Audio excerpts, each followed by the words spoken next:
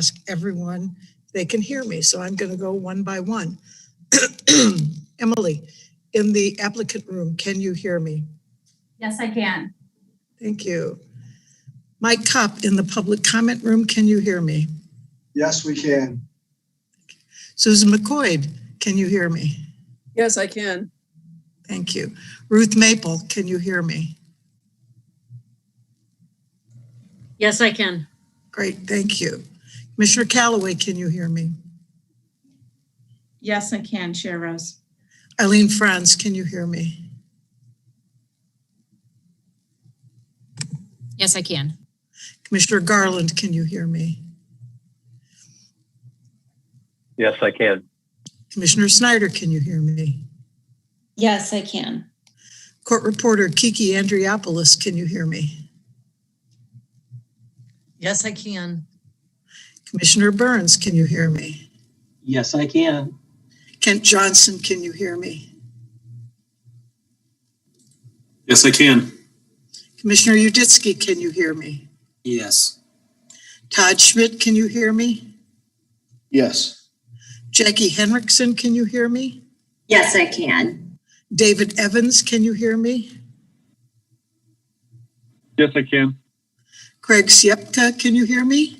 I can hear you. Neil Driscoll, can you hear me? Yes. Todd Schmidt, can you hear me? Mr. Yes. Driscoll, can you hear me? Jackie Henriksen, can you hear me? Yes, I can. David Evans, can you hear me? Excuse me. Sorry. Yes, I can. Oh, great. Great. Yes, I can. Werner Brisky, can Craig Siepka, can you hear me? I can hear you. Neil Driscoll, can you hear me? Yes. I think he may be on mute till later on. Todd Schmidt, can you hear me? Mr. Yes. Driscoll, can you hear me? Jackie Henriksen, can you hear me? I can't. Yes, I can. David Evans, can you hear me? Excuse me. Sorry. Yes. Can you hear me? Oh, great. Yes, I can. Werner Brisky, Craig Siepka, can you hear me? I can hear you. No. Neil Driscoll, can you hear me? Yes. I think he may be on mute till later on. Todd Schmidt, can you hear me? Mr. Driscoll, can you hear me? Jackie Henriksen, can you hear me? I can't. Yes, I can. Yes, I David Evans, can you hear me? Daniel, sorry. Can you hear me? Oh, great. Yes, I can. Werner Brisky, Craig Siepka, can you hear me? I can hear you. No. Neil Driscoll, can you hear me? I think he may be on mute till later on. Todd Schmidt, can you hear me? Mr. Driscoll, can you hear me? Commissioner Burns? Yes, I can. Yes, I can. Commissioner Callaway? Daniel, sorry. Yes. Commissioner Garland? Yes, I can. Werner Brisky, Craig Siepka, can you hear me? Absent. Commissioner McCoy? Neil Driscoll, can you hear me? Is I think he may be on mute till later on. Commissioner Uditsky? Commissioner Burns? Yes, I can. Yes, Chair Rose Callaway? I can. Commissioner Garland? Yes, I can. Absent. Commissioner McCoy? Mr. Brisky or someone who has, if you have your microphone, I think he may be on mute till later on. but can you hear me? Commissioner Uditsky? Commissioner Burns? Yes, Chair Rose Callaway? Okay, we've now come to the part of our meeting, the section of our meeting number 2, which is public comment. This is an opportunity for anyone to please give what they would like to. They have a comment, anything having to do with zoning. We would have 3 minutes. Let me ask if there's anyone who we've now come to the general public comment. Before you do, let me remind public comment that if you are here to comment on or give testimony on any cases that comment any hearing this evening, I would encourage you to wait until that time. You'll have an opportunity for public comment.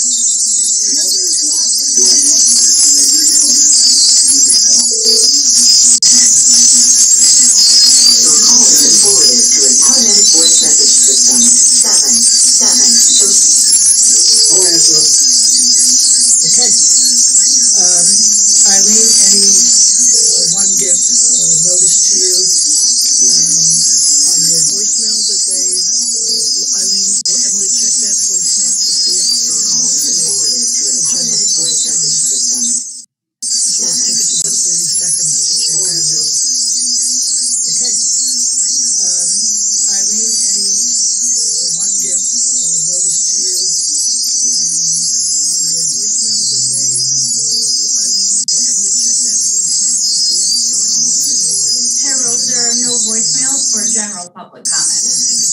Thank you very much. And we will close the section of this meeting devoted to public comment. The next item is receipt of written communication.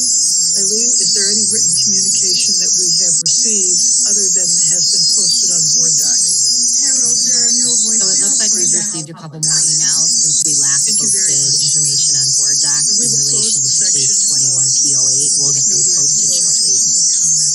The next item is receipt of, and commissioners will then have access to that. Is there any written communication that we have received other than has been posted? Next item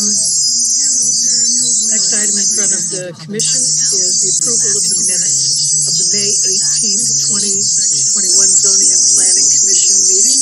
Can I have a motion to approve and a second? Commissioners will then have access. Commissioner Callaway moves. Is there a second? Commissioner Garland seconds. Next item asks if there are any additions, deletions, or corrections anyone wishes to make to the minutes. 21 Zoning and Planning Commission meeting. Seeing none, I will ask my clerk to please call the roll to approve the minutes. Commissioner Callaway moves. Is there a second? Commissioner Callaway. Yes. Commissioner Garland. Commissioner, next item asks if there are any additions, deletions, or Commissioner Garland. corrections anyone wishes to make to the minutes. Sorry. 21 Zoning and Planning Commission meeting. Commissioner Burns. Commissioner McCoy. Yes. Commissioner Snyder. Yes. Commissioner Ditzky. Commissioner Garland. Chair Rose. Yes. The minutes are approved. Now we'll move to our first case in front of us. Commissioner Burns. Case 21P08. I'm going to ask Emily, Commissioner who is Snyder. our staff person in charge of this Commissioner particular Ditzky. case, to please introduce the case to Chair us. Rose. Yes. Great, thank you, Chair Rose. I am happy to be here tonight for the presentation of the draft bicycle and pedestrian plan, case 21P08. This is a draft plan that, in the long-range plan, the intent is to have this as a plan that's adopted as part of the comprehensive plan.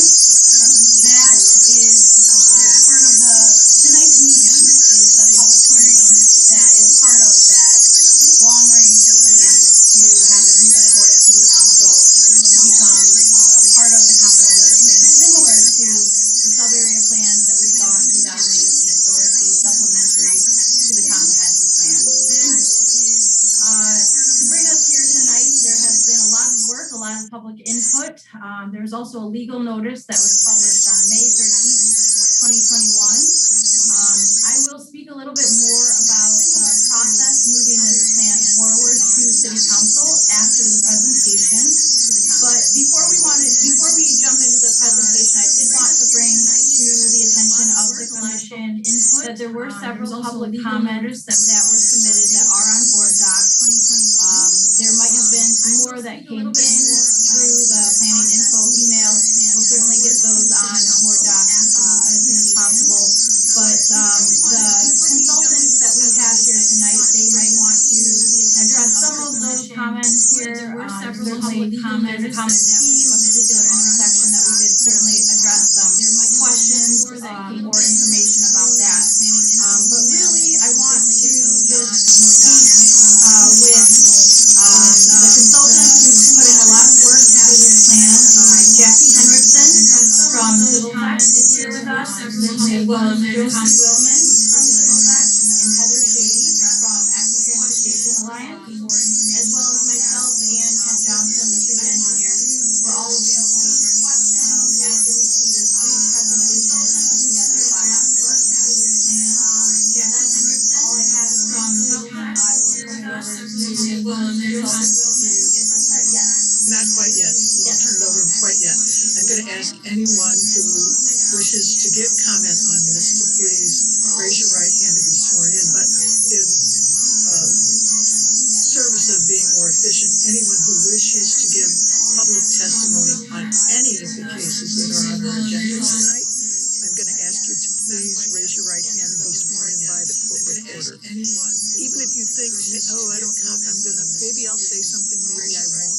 I want to encourage encourage you to please be sworn in, and you don't have to speak just because you're sworn in, but if you're not sworn in and you want to speak, we're going to have to swear in everyone individually. So everyone who would like to give public testimony tonight, could you please raise your right hand and I will ask the court reporter to swear you in.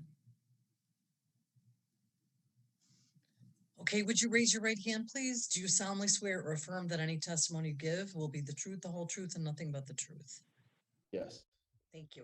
Yes. All right. Okay, now I will, Emily, ask you then to have, if you want the consultants to move through the bike plan at this point. Thank you, Chair Rose. I will pass this over to Jackie Henriksen to get us started on this brief. Oh, I'm sorry. Excuse me. Josie will get us started on this presentation. Perfect. Thanks, Emily, and to the Commission for having us here today. So we first wanted to just provide a brief overview of the lead up to how this bike and pedestrian plan update came to be. So in 2011, the city previously had a bike plan that was put together by a student as part of their master's program. It was heavily bicycle oriented, but it did provide a great framework that we could expand on. So in 2016, an Elmer citizen survey was brought out, and it indicated about 75 to 80% of the respondents support the city building new bicycle infrastructure for different purposes, so for recreational and different types of commuting. So it definitely showed that there was an appetite to give the 2011 plan a refresh. So that brings us to where we are now. And so this current plan update takes the city had developed back in 2011 and it builds on it further, really honing in on the bicycle recommendations while also adding an infrastructure component for different purposes, recreational. So this plan was developed with several key components that guide the process. Those are listed there on the top left over there. So community center, community was continually engaged, provide insights and comments, and new vision and goals for walking and biking in the city, as well as sculpting the final recommendations. It was also built for all modes, including abilities. Definitely was data driven, so we supplemented all the qualitative community and stakeholder feedback, very quantitative data to help create recommendations. And then finally, was also implementation focused. So the plan was developed to include actual infrastructure projects. It's also built for available. So that brings us community. And then if you look at those icons on the bottom there, we also place these throughout the plan. And really what it brought to the plan was that it had very clear sustainability component incorporated, helping kind of align with the sustainability action plan. And then we also had these community preferred logos as well, PACE Plus, and it was really to highlight the different preferences of each community, and PACE was a stakeholder on our committee. And so those are called out in the plan, just to give a heads up for those. And then looking at the right there, we also reviewed a lot of the different plans that were already made by the city or other regional entities, and we reviewed those and we referred to them throughout the development of the plan. So these other plans are listed here.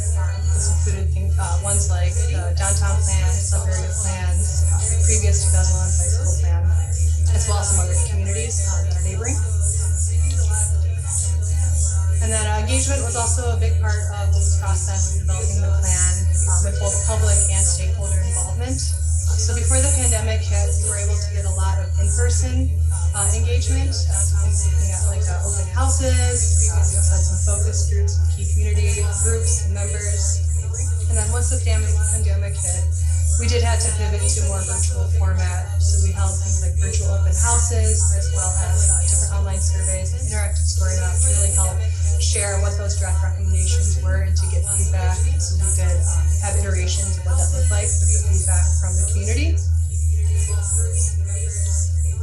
These are just some of the engagement results that we saw throughout our process. So the one on the left there, that was from the initial survey that was sent out in the fall of 2019. And what this is really saying is that safety was one of the main influencers on community members' likelihood to walk somewhere within the city of Elmhurst. And then on the biking side, it was more along the lines of convenience with safety. And then the chart on the right there, that was part of the survey that we gave in the summer of 2020, so just last year during the pandemic. And the majority of respondents shared that they would be more likely to walk and bike in Elmhurst if the recommended improvements that are detailed in the plan were implemented. So with that, I'm going to go ahead and pass this over to Jackie, who'll go in a little bit more detail about some of the recommendations that are sprinkled throughout the plan. Thank you, Josie. Hi, I'm Jackie. I'm a planner at Civil Tech and part of the consultant team. So first, we'll give a brief overview of the network recommendations. And right here on the screen, you can see the network map as related to bike recommendations. And we also have a similar one specific to the pedestrian recommendations. And basically, the goal here was to create a network that connected to key destinations and regional trails, both north, south, and east, west.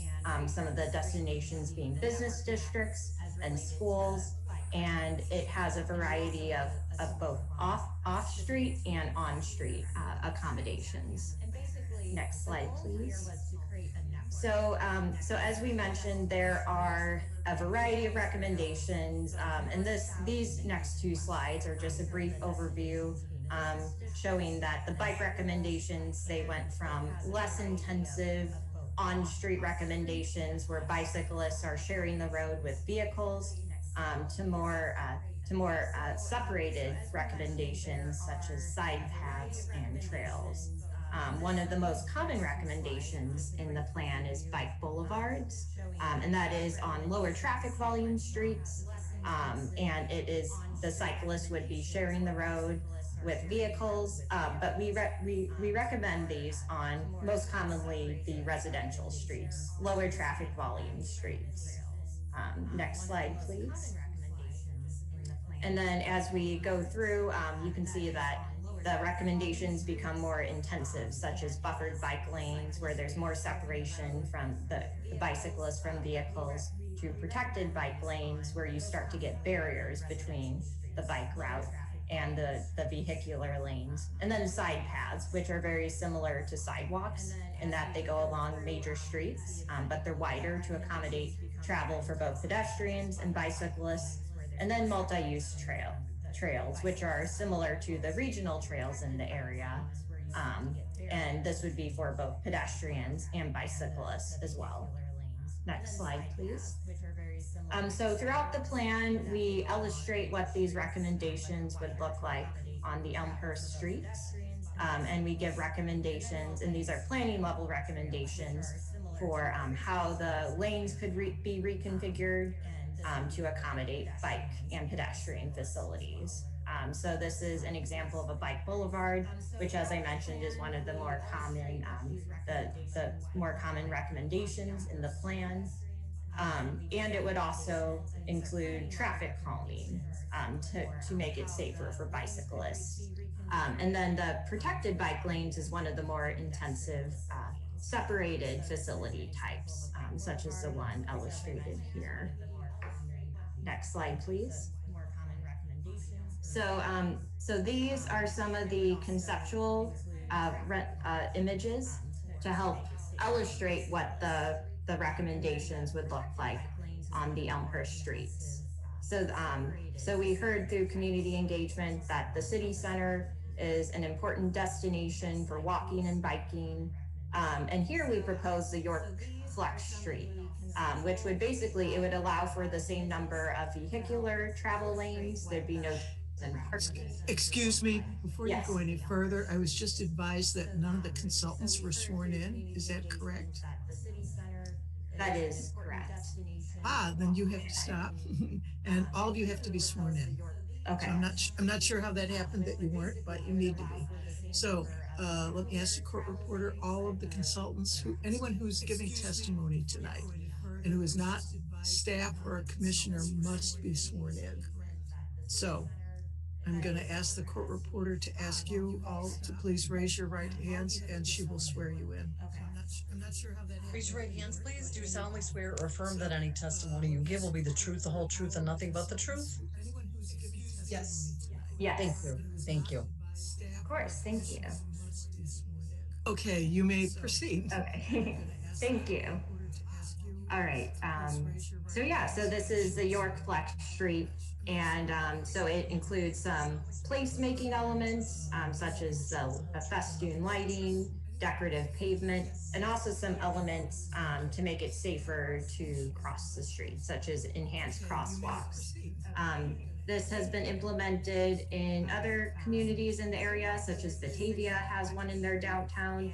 And it's great because the street can still function as it does today, but it's easier to shut it down and create sort of street festivals, or you could convert some of the parking spaces to cafe seating during the summer, and it's a great flex area. Next, please. And then we also have some intersection improvement concepts throughout. The big one to note here is that we look at connections to regional trails, and also improving pedestrian crossings across big arterial roadways. And then also we include some bike wayfinding route signage. So the example here, it would connect to a major trail as well as a planned side path on Butterfield Road and a planned bike facility on Spring Road. Next slide, please. And then we also heard a lot about improving crossings for kids walking to school. And this is an example here at Poplar and First. And it is, and we heard that it was difficult for kids to cross First Avenue due to cars speeding by, turning. However, we aren't recommending a stop sign here because you can't have cars stopping on railroad tracks, but we are looking here at repositioning the crosswalks to make it safer for kids to cross where there isn't immediate turning vehicles. Next. And then in some of the recommendations, we the solution isn't evident, so we recommended different alternatives that the city can further consider. And one example here is at York and Prairie Path. There are two different options that we have recommended. Both would involve a raised crosswalk to improve the visibility and safer crossings for pedestrians and bicyclists using the trail. But we are looking at two different possibilities. One would involve chicanes on the Prairie Path, and the option B would involve realigning the path so that the cyclists aren't going straight into the road. So they have to slow down before entering the crosswalk as well. So there are two alternatives here, and throughout the plan, there are some other roadways where there are different options for further consideration. Next slide. And then another thing we heard from the community is connections to the Salt Creek Trail. So this would involve a connection to a proposed bike facility on Brush Hill Road. And we would propose a switchback ramp that would get pedestrians and bicyclists down to the Salt Creek Trail. So this would connect to that major regional trail, and it would also connect to the hospital to the east. Next slide. And now I will hand it over to Heather to talk about the initiatives and policies section of the plan. Thanks, Jackie. So again, my name is Heather Shady. I'm the Senior Planner for Active Transportation Alliance and was a sub-consultant to Civil Tech on this project. So in addition to the infrastructure recommendations that Jackie talked about, the plan also focuses on different initiatives and policies that can be developed to support the plan and build a stronger culture of walking and biking within the city of Elmhurst. There's a lot of recommendations within the plan, which I won't go into great detail on tonight, but we wanted to give a few highlights so you could get a sense of what's out there and what we've recommended. So the first set of recommendations are focused on developing more processes around planning and implementation of this plan. And also focused on stakeholder engagement and policy efforts. So one example of this is to formalize a process for identifying funding and sidewalk improvements in high priority areas. We heard a lot from residents about the need for more sidewalks in specific areas of the city, especially connecting to destinations like schools. And so this recommendation would focus on finding different ways to fund and make sure that those sidewalks are installed so that kids can get to school safely. We have another set of recommendations focused on community identity. And this is sort of more of a branding and marketing recommendation for bicycle and pedestrian projects, policies, and programs that are implemented throughout the city already or could be in the future. So one recommendation example we have here is to create a page on the city's website that's dedicated to bicycle and pedestrian initiatives. So it would be sort of a one-stop shop where residents can go and learn about all the great things that are happening or are going to happen. And could also be a place where you can post on projects that are going on and things like that. The final set of recommendations are focused on forming more partnerships and holding activities. These have a range of options and recommendations, everything from building relationships between local groups in the city and other institutions to offer consistent year-round educational and encouragement activities and special events. We know there's already a lot happening in the city. So again, just sort of promoting what's already going on and building this message that Elmhurst is a bicycle and pedestrian oriented and friendly community can help everybody rally around that and feel good about what the city's doing.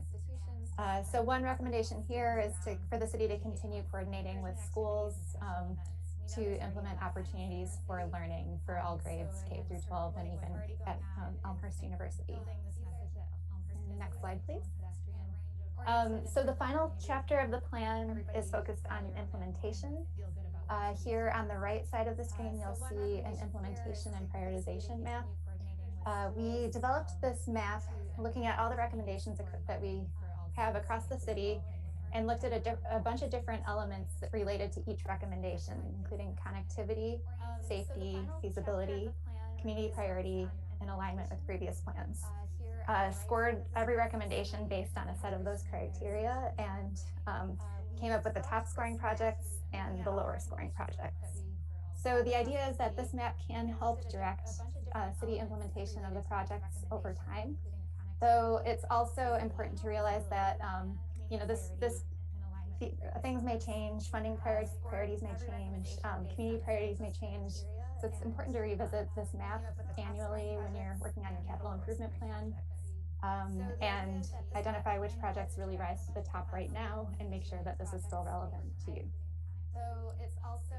In addition, in this chapter, we include a lot of recommendations on funding resources.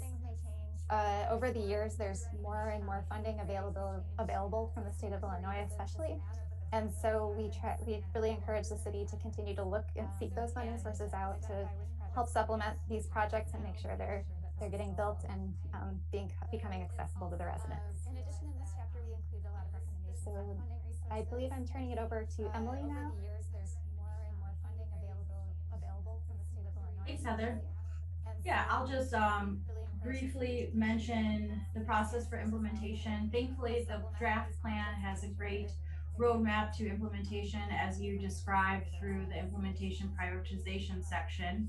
And so we'll be going through that prioritization and looking at any items that may already be feasible within the current operational funds. Otherwise, as Heather mentioned, we would have to seek out capital improvement project dollars, but certainly there are a lot of grant funds available for projects to create better, safer bicycling and pedestrian infrastructure, especially those that are more recently available through the state of Illinois, as Heather mentioned. So it's a great time to be looking at this plan, and if it were to move forward to adoption by the City Council as part of the comprehensive plan, then that would be more likely to be a project that is funded through grant funding, because the city has taken the time to thoroughly evaluate and gather input from the community, some of these proposed recommendations and infrastructure improvements. And then lastly, I'll just talk about next steps. The main point that I want to get across tonight, because I know we had some public comment, is that this is certainly not the last opportunity to submit public comment. This is the first of 3 meetings. This is the public hearing tonight, Zoning Planning Commission. Tonight, the Zoning Planning Commission will review it, submit comments if necessary, if appropriate.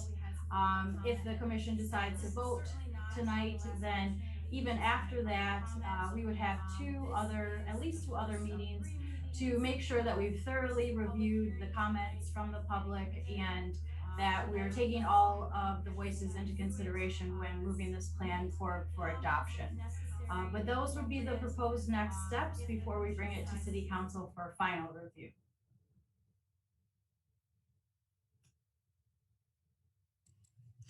Thank you very much. Thank you very much, Emily. Our next step in this process is questions and comments from commissioners. And before we do that, I want to emphasize as well that this really is a plan and that we are considering tonight, this is an amendment really to the comprehensive plan. So as Emily said, we've added some sub-area plans as amendments to the comprehensive plans in the last few years. This is a plan that's been long in the works, long before, it's been several mayors ago that really this process even just started. So I want to emphasize that. And that as a plan, and I say this, I know commissioners know this, but I want to say this to everyone else as well. It really is, this is a process of visioning where we hope to be with bike and pedestrian planning in this city. And that it really is important for us as funds become available, and they certainly might in the next, who knows, 5 years, 10 years, it's hard to say, but that would allow us to implement some sections of this plan. If we didn't have this as part of our comprehensive plan, this bike plan, we would be in a much less favorable position to access those funds. So it's really important for us to do that. And to think about this, and I want to applaud city staff as well for this, as well as all of the citizens and consultants who've worked on this, primarily for the level of community really engagement that they really attempted to do. And I know there's many people, you know, we look at the Elmhurst Bike Club, but there's lots of people in this community who are very concerned about biking, but also, so we don't forget pedestrian access, walking. And that opens up I don't want to say a can of worms or Pandora's box, but the issue, as you know, in parts of this community, sidewalks is not, it's not a neutral issue. Really what makes a pedestrian-friendly community. I make no apologies for, as much as I'm a huge fan of front porches, which I am, I'm also another big fan of sidewalks. But I know that it's not a non-controversial issue. So I say all that to start to say if there's any commissioners who have comments on this or questions. Commissioner Callaway. Yeah, thank you, Chair Rose. I want to just echo some of what you said. I want to commend Emily and Kent, other city staff, certainly Civil Tech, the consultant, and certainly all of the citizens of Elmhurst that were involved in this. I mean, this is not a small undertaking. I think this is a great document. I think when you're talking about things like this, a lot of visuals is really important, and alternatives. And I think there's some great stuff. The hard part is I look at this and I'm like, okay, can we start tomorrow? There's just such great stuff in here. So thank you guys for all your hard work on this. I think it's a really important component. The other thing I want to say, and I think I'm an avid walker, but I'm also I like to bicycle, and it's I think you're right, Chair Rose. I was walking my dog in City Center tonight, and there are just bikes everywhere, which is wonderful. I think we can thank the new Dairy Queen opening for some of that, but in school being out, I guess. But I think we continue to hear more and more stories of cyclists who are who are injured and killed in accidents, and certainly pedestrians are a concern too. So I really applaud the city for taking such a broad initiative here and coming up with such a great plan, and just looking forward to being able to implement some of this. Great, thank you. Any other commissioners? Commissioner Garland.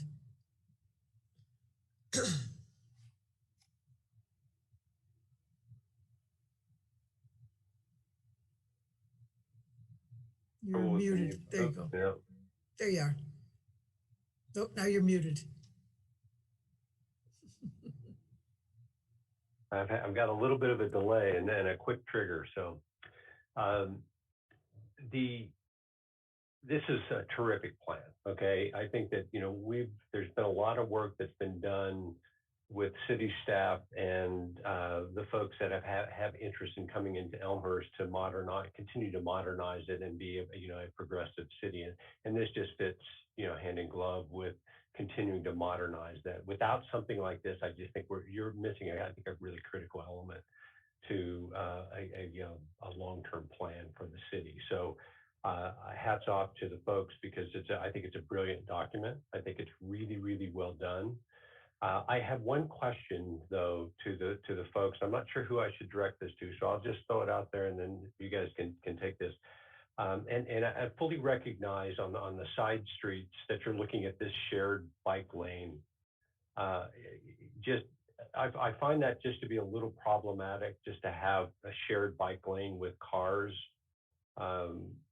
even though it is a side street. I mean, cars are zipping up and down any of these streets at any given point in the day, but particularly during school time and particularly during the rush hour types of times. And so as opposed to, and I'm not opposed to having a bike lane, but I think that I struggle with having a shared lane in those instances as opposed to perhaps this advisory type of bike lane. And so I throw that out for consideration. Not that this would do anything with this plan, because it is a brilliant plan, but if there's any comment on that, I would love to hear it. So thank you. Let me ask if the consultants have any comments on that. Sure, yeah, I can start off, and then my colleagues can chime in too if they have anything to add. But yeah, so we definitely, where possible, if there was room in the roadway, we certainly recommended bike lanes or advisory bike lanes to give bicyclists dedicated space. Or on busier streets where it wasn't possible to either have a separated bike facility, or the traffic volumes are too high, then we would recommend side paths.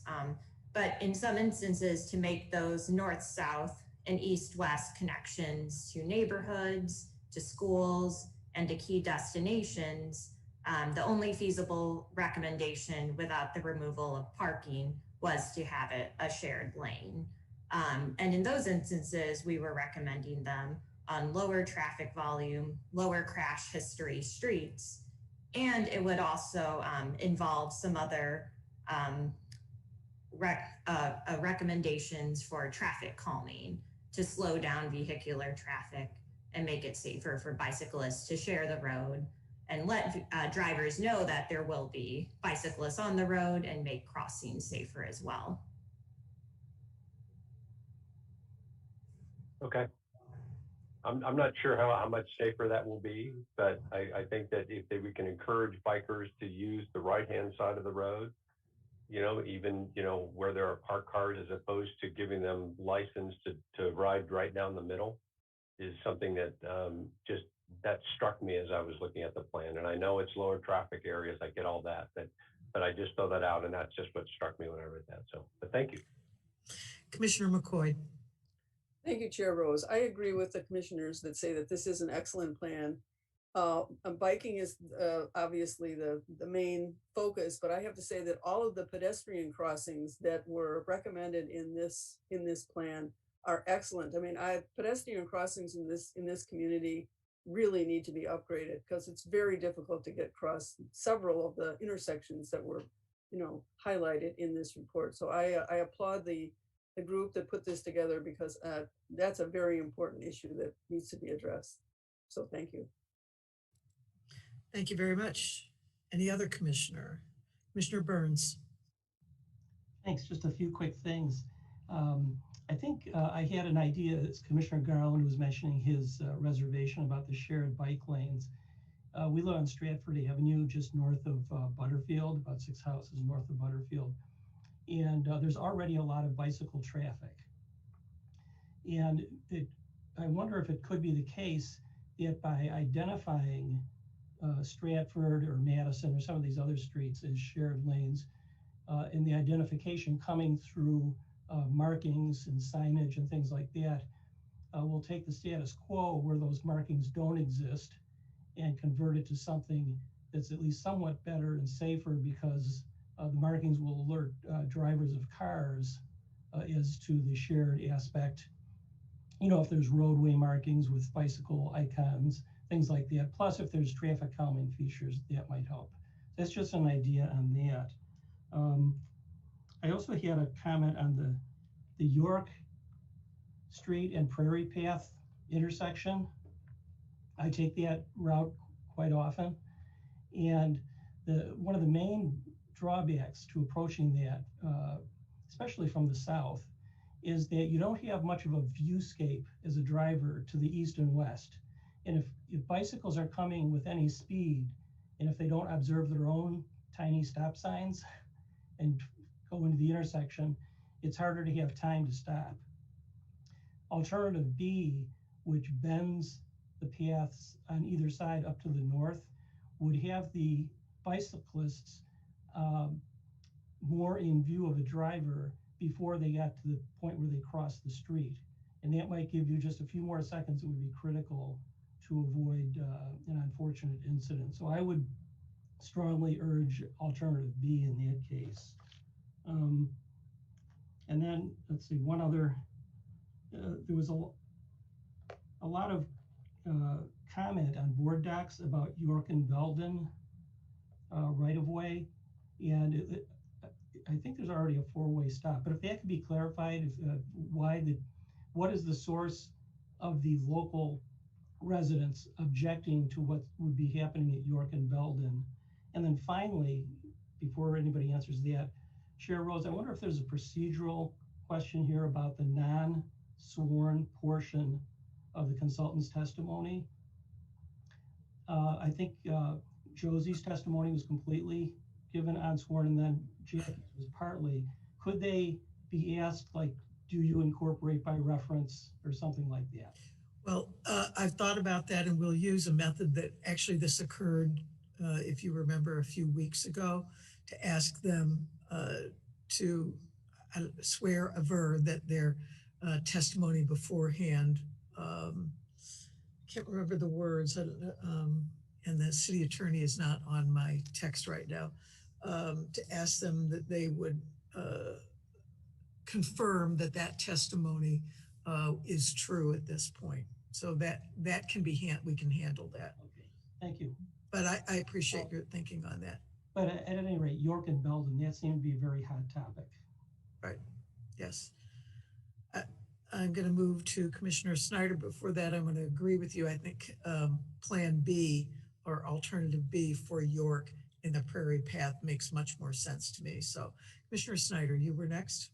Thank you. Yes, Commissioner Burns really beat me to the punch, and he covered two of the issues that I had concern over as well, that York crossing the Prairie Path and then the Belden intersection as well. So I think that was covered, but job well done. I thought the plan was really well presented and well communicated with lots of infographic and lots of well communicated graphics. So I think it's really great. And, you know, I'm from a family of cyclists, and everybody is just really looking forward to having some of this implemented. So just for the safety features of it, I was very impressed with the level of detail and how thorough and really comprehensive this plan is.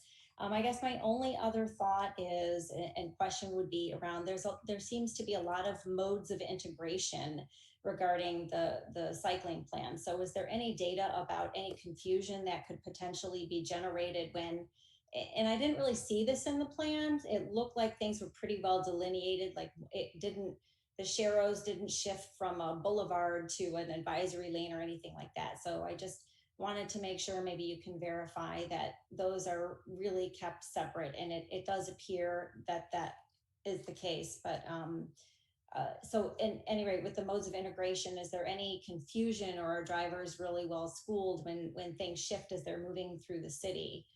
Is there any data on that kind of thing?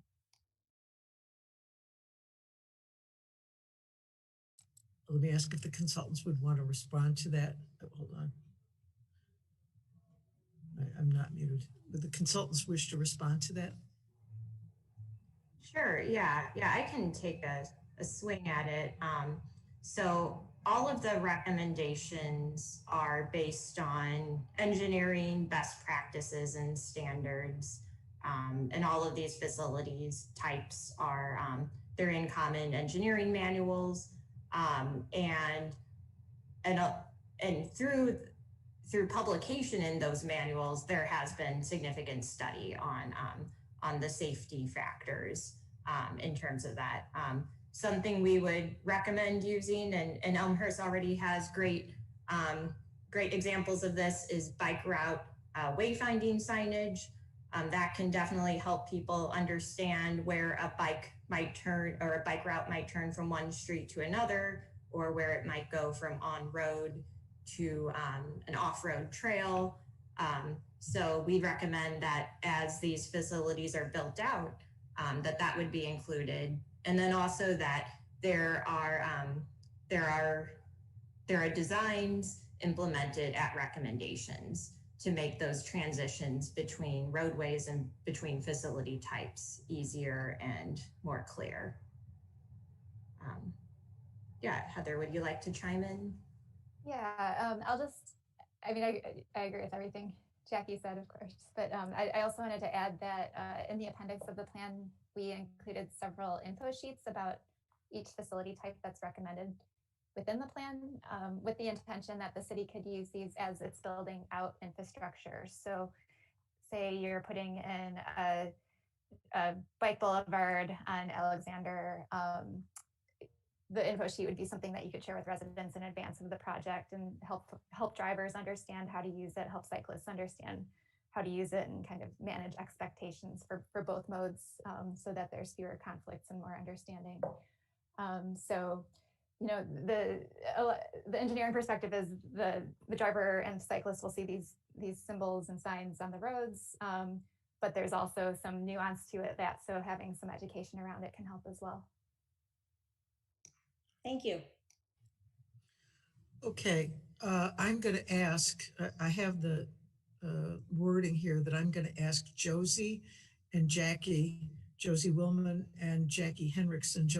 Her testimony was all given unsworn, and Jackie's partially was, to just confirm that your unsworn testimony would be the same now if you were sworn in. If both of you would please verbally confirm that for me. Yes, I confirm. And yes, I confirm. Thank you very much. All right. Any other comments from commissioners or questions? I have one concern, and it's, I think it's going to come up at some point in the future. It really is about the priorities and the phasing in. I'd like a little better explanation about how those priorities were established. Were they established because of who showed up at these community engagement meetings? Because you mentioned something about some metrics that you used to do that. There was scoring, et cetera. So because there might be parts of this community, and I'm looking at this, I was looking at this map very closely. If people didn't come to those community engagement sessions, that it was not considered, then they couldn't be counted as a priority. So could you please, and I think that that's a flaw. I'll just say that clearly in developing those priorities, so that I think there might be some other ways in the future to do that. But could you just give us a little better detailing on how you did that, how those priorities were established? Sure. Go ahead, sorry, Jen. no, go on, Josie. You can take this one. Yeah, so community priorities was just a component of the scoring. So we actually had 12 different criteria that we scored on, and that was just one of the measures. So it was like based out of the 12 and what they each scored. So I think the other ones we listed, there was safety on there was connectivity throughout the community, as well as if it was mentioned in previous plans, this kind of like feasibility aspect of it. Those are also equally just as weighted as a community priority. So yes, there could have been some communities that were more outspoken, and so those might show up in it, but it's one of the 12 that were considered in this prioritization map. So I don't think it would necessarily kind of rule what you see on there. It's just a component of it. Yeah, thank you. That's really helpful because I think at some point that is going to be an issue. It's like, well, wait a minute, what about my part of town? What about my part of town? So I think to know how those priorities are established, that should be very clear to all people in the community. Because I think once this gets going, because I think it really is, it's a great plan, is that there will be, there needs to be some trust and understanding in that. And the last thing I want to come on again is really I like the bike plan, but I'm also an inveterate walker. So I'll tell you some of these intersection enhancements really are significant. There's a lot of traffic, as Commissioner Burns and Commissioner Snyder noted. There's lots of people drive a little crazy sometimes, and there's a lot of traffic in these areas. So if you're walking, line of sight is important for those people who are driving. So the emphasis in this plan on walking and making those intersections safe, making them clear. I like that in particular and want to advocate for even more of that. I'm not necessarily going to advocate for, in this forum, for sidewalks where there aren't any, although I think they should be there. But really the renovations in intersections for walkers are just key. So I appreciate the attention that was given to that as well. So other comments or questions from commissioners? Okay. I will then ask for anyone in the public who wishes to give public testimony on this, who has been sworn in. If you have not been sworn in, when we did that at the beginning, you'll please need to note that before you do that, and we'll have to swear everyone else in at that point. But let me ask first for in the public comment room. Mike Copper, are there people there who would wish to give public testimony about this particular bike plan at this point? Yes, there are two people. Okay, can you please ask them to do that? Make sure they're both have been sworn in. They were sworn in.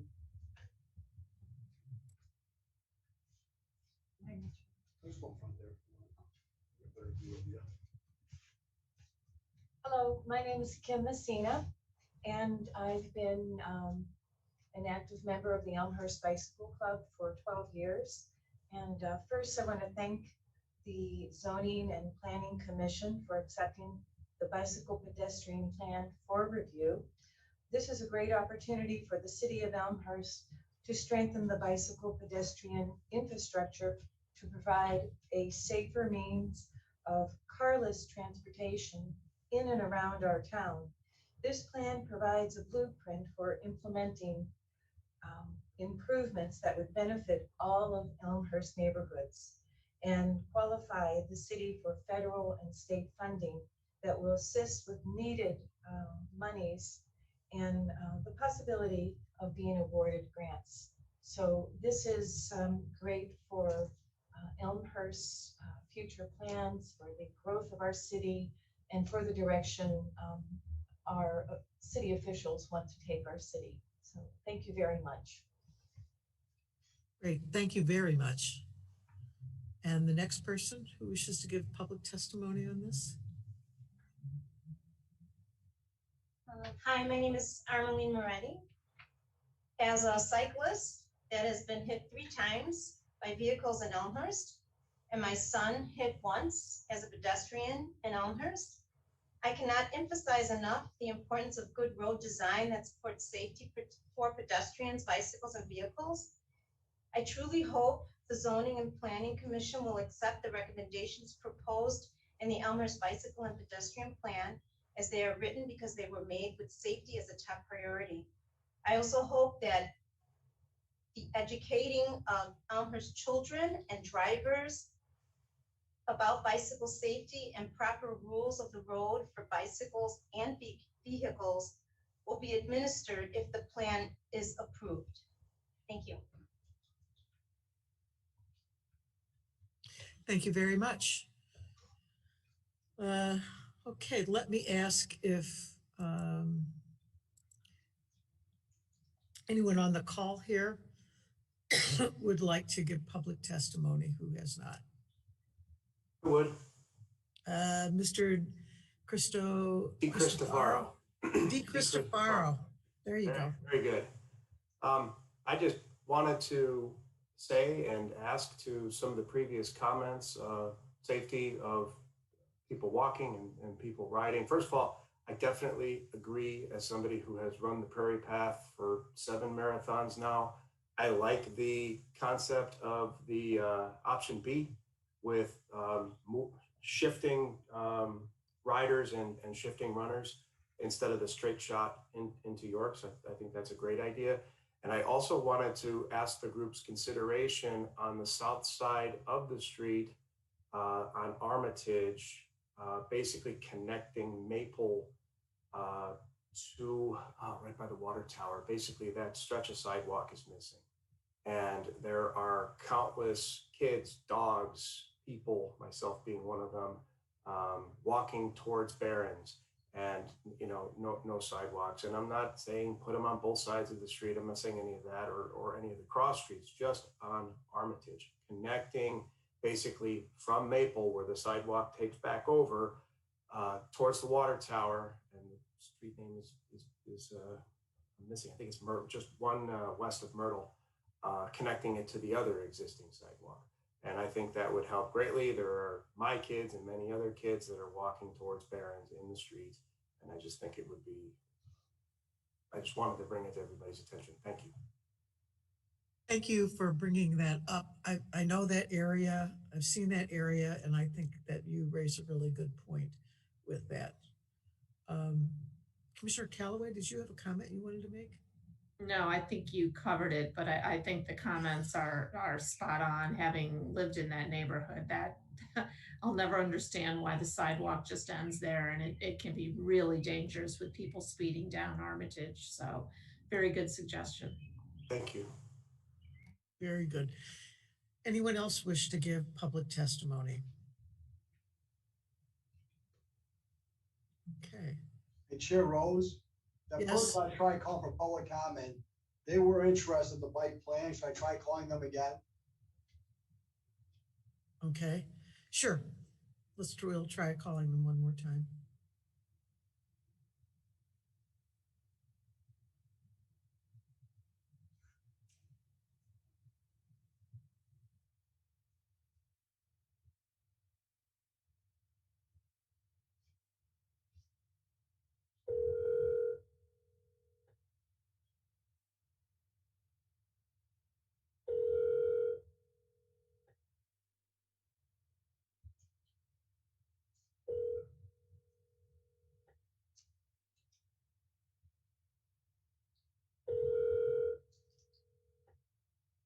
Your call has been forwarded to an automatic.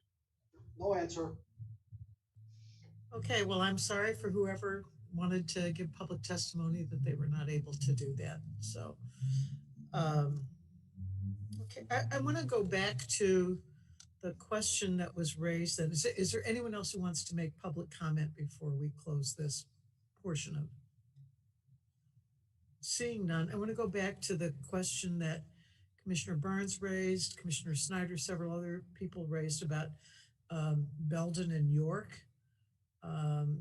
Commissioner Burns, could you please raise your question again? Certainly. Thank you, Chair Rose. Yes, the majority of the comments on board docs for this bicycle plan are objections to the change at York and Belden. And I was taking it as something to do with it being a four-way lighted intersection. It's already four-way lighted. So I just was wondering if either Engineer Johnson or one of the consultants could confirm.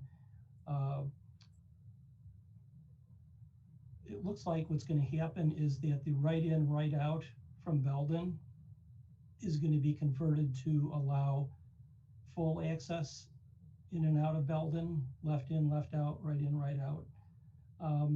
And probably the majority of the traffic coming into Belden that's feared would be either coming across Industrial Drive onto Belden or turning left from southbound York. So was there any study of how much traffic might occur? And if you could just verify my take on what the improvements would be. Thank you. I'm going to ask Kent Johnson to please take that. Thank you, Chair Rose. Yes, I think Commissioner Burns is correct. Currently, Belden Avenue, as you approach York Street heading westbound, you can only turn right or northbound on York. And conversely, if you're northbound on York, you can only turn right onto Belden. There is no access from the Industrial Drive area west of York Street into the neighborhood. And although that right in, right out pork chop, as we call it, has been there for some time, which predates my time at the city of Elmhurst, my understanding is that it's there to keep heavier traffic and trucks out of the residential neighborhood. We have no intention to allow that turning movement to go from west to east across York with any improvements that we're proposing. In particular, the bike and ped plan talks about a bike boulevard for Belden. And we are looking at, and the plan is very clear that additional traffic studies need to be done at the intersection to allow people on Belden to go left, which would be south on York, straight, which would be west across York Street onto Industrial Drive, or right on northbound York. We feel like that turning movement for people coming out of the neighborhood would only be a benefit to the neighborhood and would not increase traffic.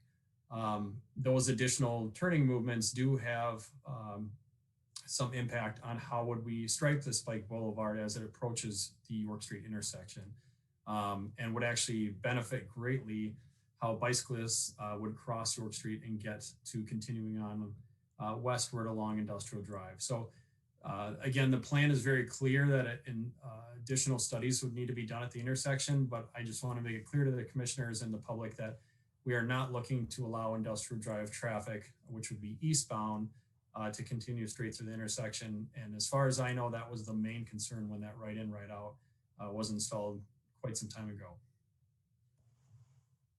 Thank you. Yeah, and I think that is a major concern, is that. So if that, it's clear to the public that that's not the intention and that would be avoided at all costs. I think that's important. So, okay.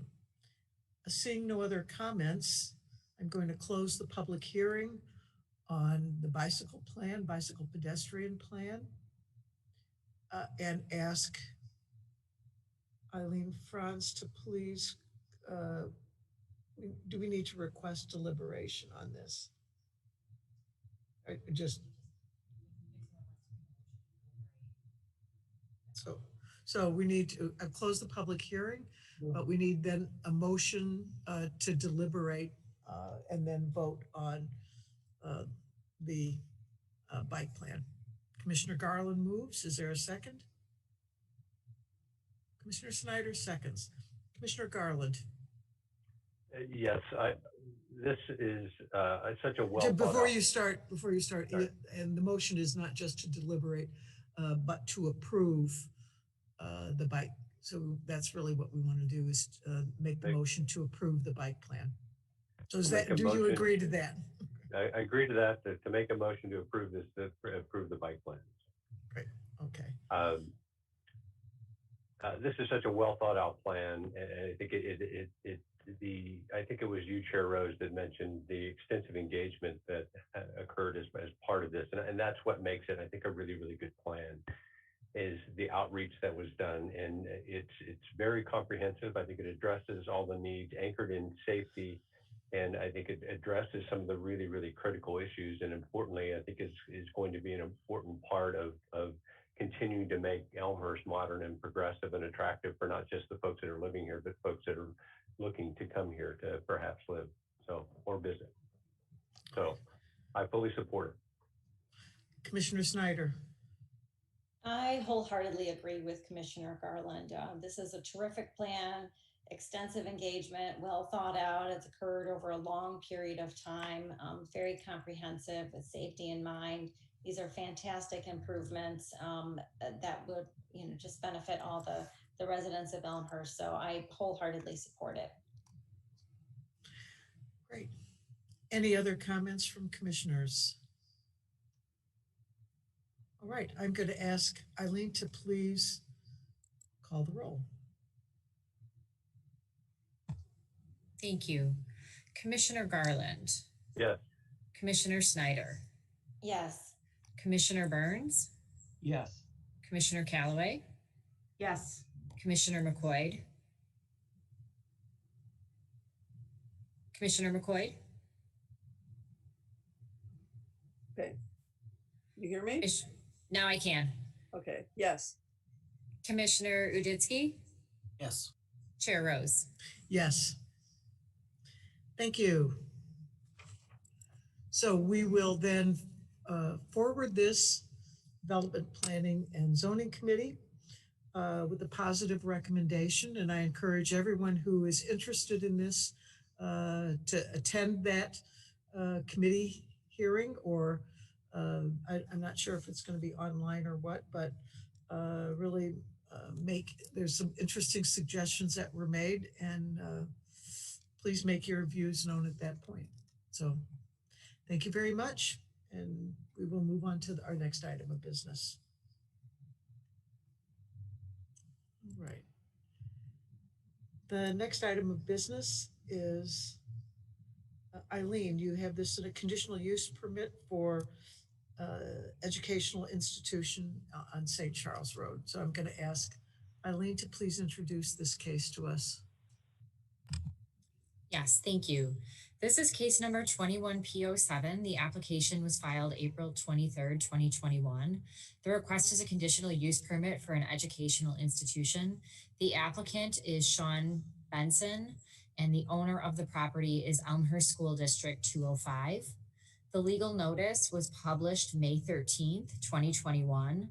The sign was posted May 14th, 2021, and the mailing was sent out on May 14th, 2021, which brings us to the public hearing this evening, June 1st, 2021. And this is a proposal by Elmhurst School District. Elmhurst School District recently purchased the Abbey property that was formerly owned by the Park District, and the district is proposing to redevelop the site, not an expansion, but an internal renovation to use for the District 205 Transition Center. Thank you very much. We're going to then ask the applicant to testify on this, but I want to make sure anyone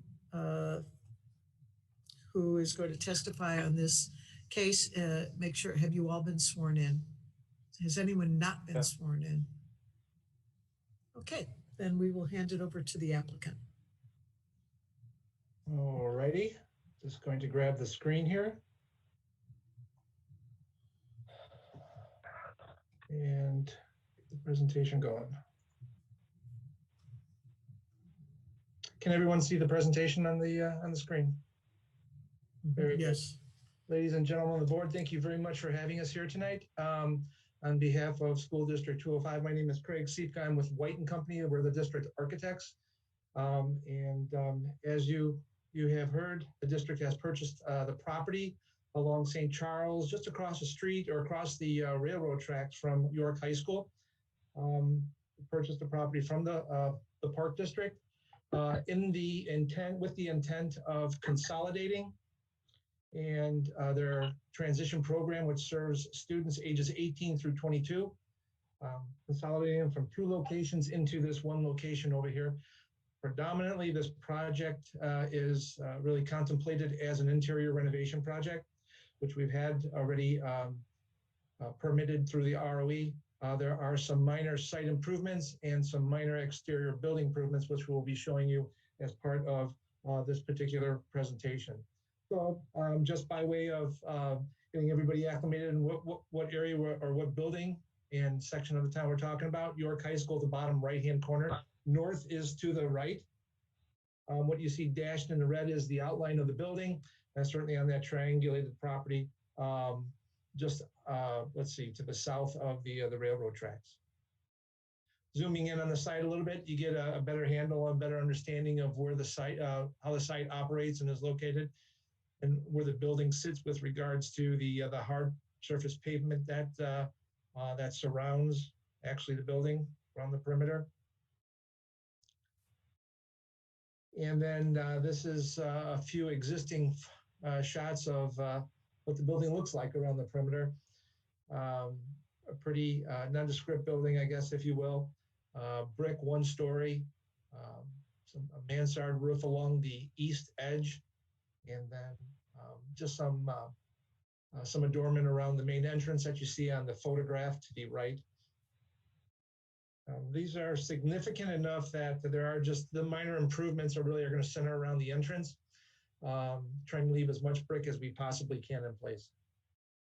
So this particular slide shows you what it looks like on the inside. You get a feel for the floor plan at the bottom diagram over there. All of what you're looking at over here, with the exception of the fireplace, is going to be demolished as part of this project. And we're going to wind up with a new floor plan that you see in this location over here. So we're contemplating in the long term serving about 35 students in this facility. And I'm not sure to what depth you want us to go into the floor plan, but it really is consolidating the programs that they have in a facility to the, let's see, on York Street that is just south of 290. And then they have another part of the program that is in the district office. So that's going to free up some space in the district office for other purposes, and really kind of consolidate and wisely use resources in the district by keeping the program all in one location. This just gives you a 3-dimensional view of the floor plan that we just looked at. We have a series of these things over here. What you see in green are the sort of the classroom spaces. The purple floor is really the kind of the commons area. And really all the spaces that surround that are dedicated towards a small group instruction and just some support functions, including fully accessible toilets and office space for the teachers that are going to be interfacing with the kids, the students. This is just another view from the southwest. And the same color designations apply to this diagram as well. And just the last couple, just to give you a better view of what's going on in those instructional environments. It's a pretty straightforward floor plan, and it's even more simple, I guess, and straightforward on the outside. Just a couple elevations over here. The top one is the really the south. Actually, it's I think the north elevation, and the bottom is just, excuse me for the mislabeling over here. The bottom is the south elevation. You'll notice in that particular instance on the bottom elevation there, we are covering the brick with it's a composite panel that'll allow us to pick a earth tone color that is compatible with the existing brick that we're leaving in place. And then we have some awnings for the punched openings that we have along St. Charles Place there. So really straightforward kind of improvements as far as that goes. You'll also see to the right that sort of this long bar over here. That is just a canopy that we are proposing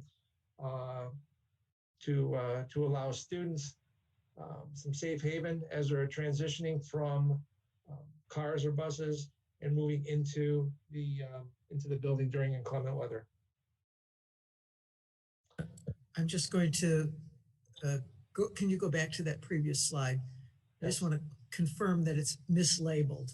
So the, what you're calling the north elevation is really the side that will face St. Charles. That is correct. All right, just wanted to confirm that.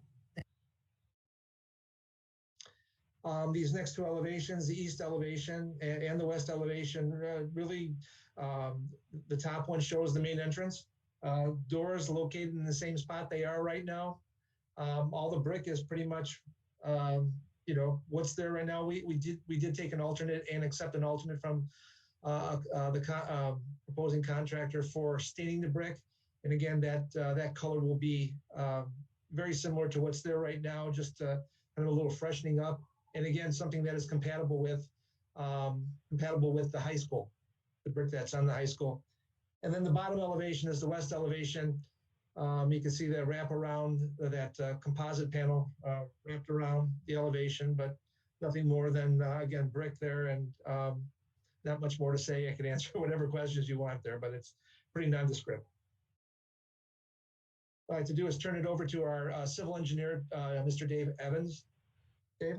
Yep. Hi, how you guys doing? So yeah, I'm David Evans of White & Company. I'm the civil engineer on the project. So I'll just give you a quick rundown of the site plan. Like Craig said, there's really not a whole lot of changes to the existing exterior site. As you can see, right is the north. So the east side, we're going to maintain some of the existing parking there. That'll be used for staff parking.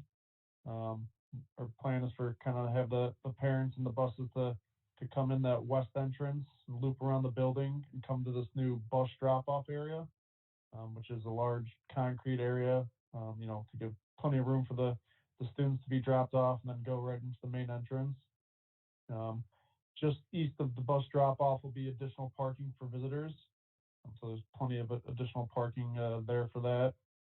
If we go back to the west side, we are losing a little bit of parking or removing some of the existing asphalt to make way for a permeable paver patio area, which is directly adjacent to the building. This is an outdoor area for the students to hang out outside, to eat lunch, stuff like that, other activities. Moving north to keynote number 4, we're proposing a asphalt basketball court, again, for the students. And then directly east of that, number 3, is kind of an outdoor garden area where there'll be 4 raised planter beds for the students to learn how to grow different things. Besides that, there really isn't a whole lot of other changes to the existing site. So if there's any questions that you guys had, I'd be happy to answer them.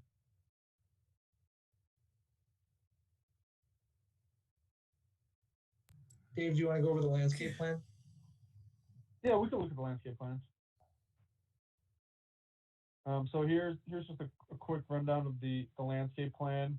So you can see on the west side, by the parking lot, we are adding a row of thick shrubs to help screen the headlights from the cars that'll be parking there.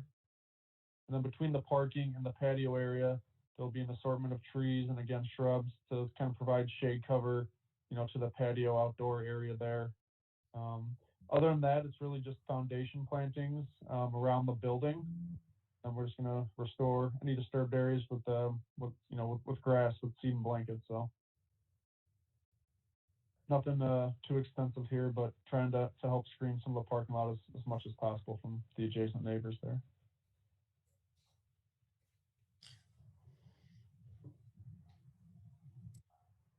You guys have any questions? I think that's it for us. Okay, thank you. Let me ask commissioners questions, thoughts.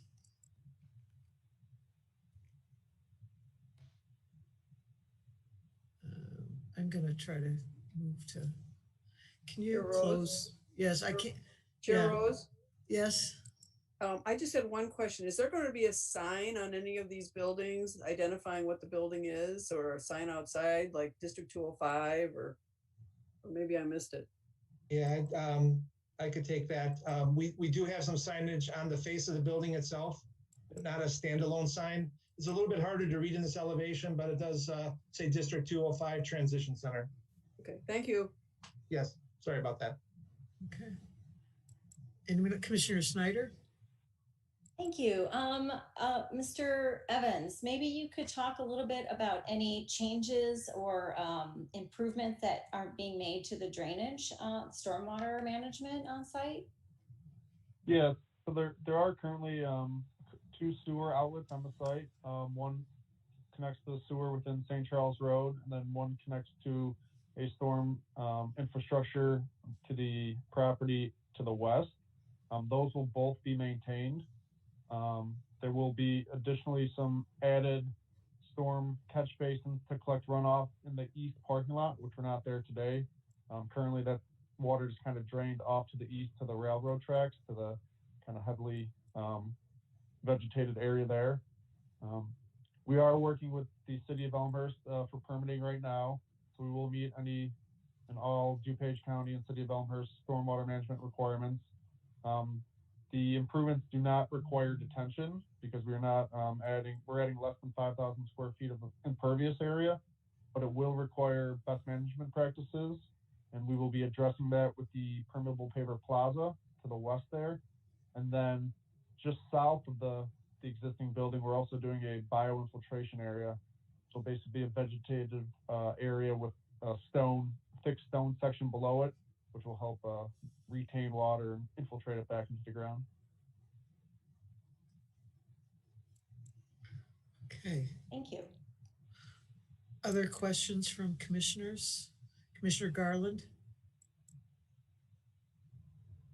Yes, and maybe this is for Mr. Sitko, but the hours of operation and perhaps the lighting scheme that you're looking to use, I mean, is there any desire to be utilizing this building beyond kind of what would be kind of the traditional operating hours?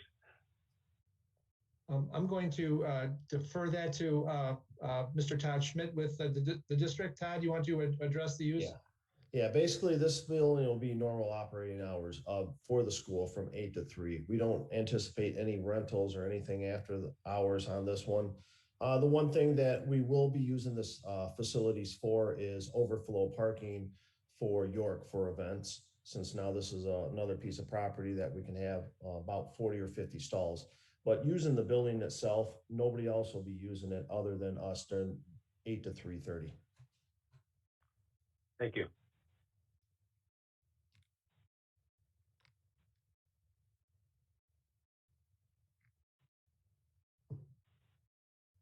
Other questions from commissioners? I have one question about the tracks. There's a lot of foliage that kind of keeps them not visible at this point. That foliage is staying there, is that correct? That is correct. I guess I should have mentioned earlier that we are adding fence to the entire east side and west side. There is an existing fence along the east side now. We're going to replace a portion of that towards the north end and then fence the entire west end of the property as well. Thank you. But so the existing vegetation will be maintained right adjacent to the tracks.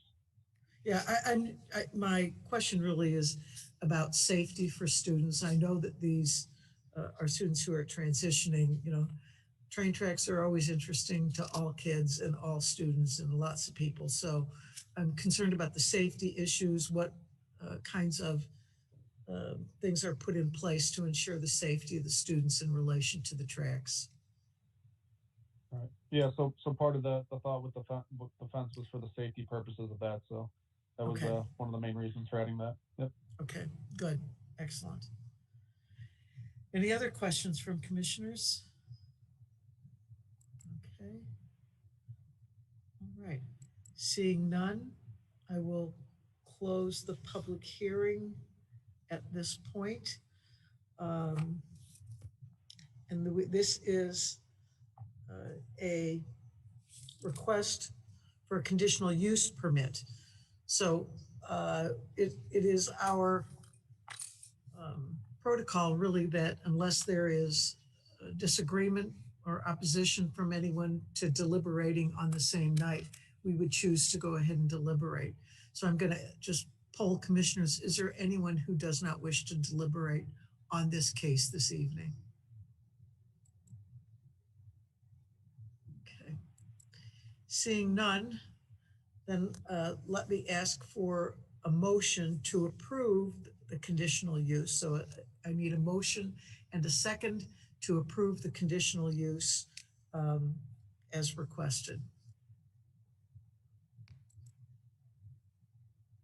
So moved. Is Commissioner Snyder? Yeah, I'm sorry, let me ask commissioners, do you want this site plan still up during deliberation? Would that be helpful, or can we take that down? I'm going to request us to take that down so I can see commissioners a little easier. There we go. Okay, Commissioner Snyder moves, and there is a second by Commissioner Uditsky. Commissioner Garland, yes. Yeah, question? Yes. I'm not sure, and I might have missed it. Have we gone through the public comment? Thank you. Okay. I'm apparently in a mode of too much efficiency at this point. So let me open it up for any public testimony. So let me ask, Mike, is there anyone in the public comment room who wishes to give testimony on this case? No, there is not. Eileen, have you received any requests by email? No emails. Emily is checking the voicemail now. Emily is checking the voicemail.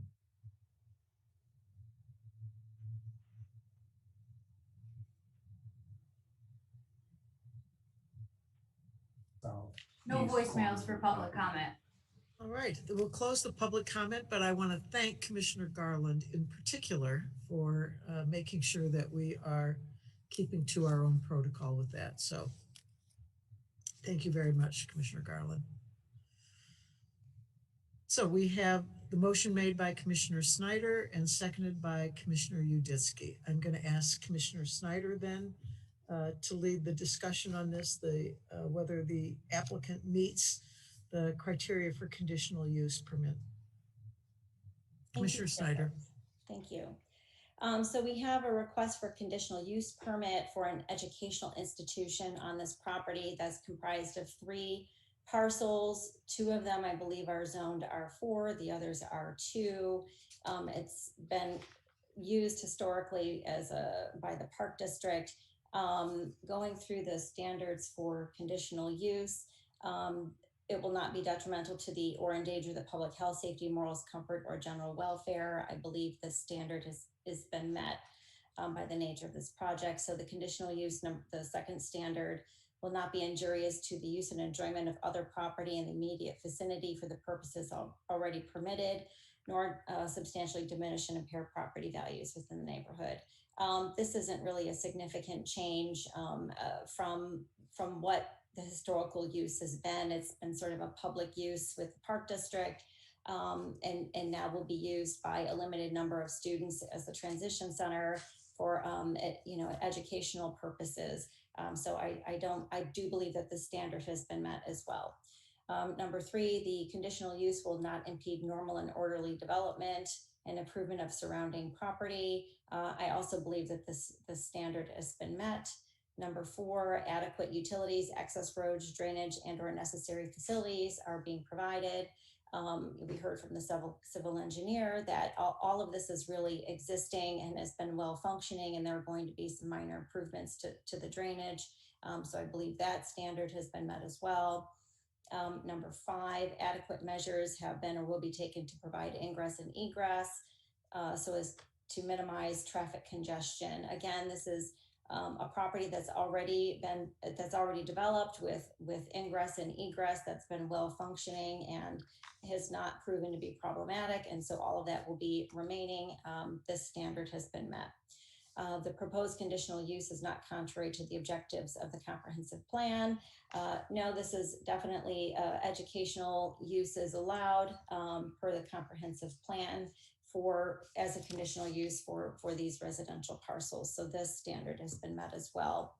The last standard, the conditional use shall in all other respects conform to the applicable regulations of the district in which it's located.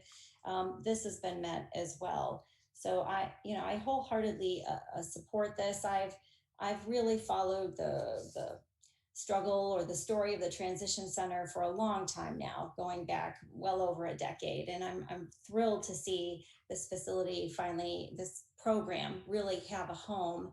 And it's been a long time coming. It's been a long struggle for the school district and for these kids to really have a high functioning home that will really meet their needs and provide them with the services that they deserve and that they need to thrive. So I really wholeheartedly support this plan, and I think this is a great repurposing of this property. And I applaud the District 205 for the plan, for your presentation, and the thought that was put into this. And I think it's going to serve the students well.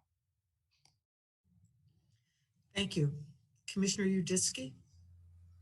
Yeah, I agree completely. I think Commissioner Snyder did a wonderful job going through the standards and describing why we should support this conditional use. Just a couple of notes.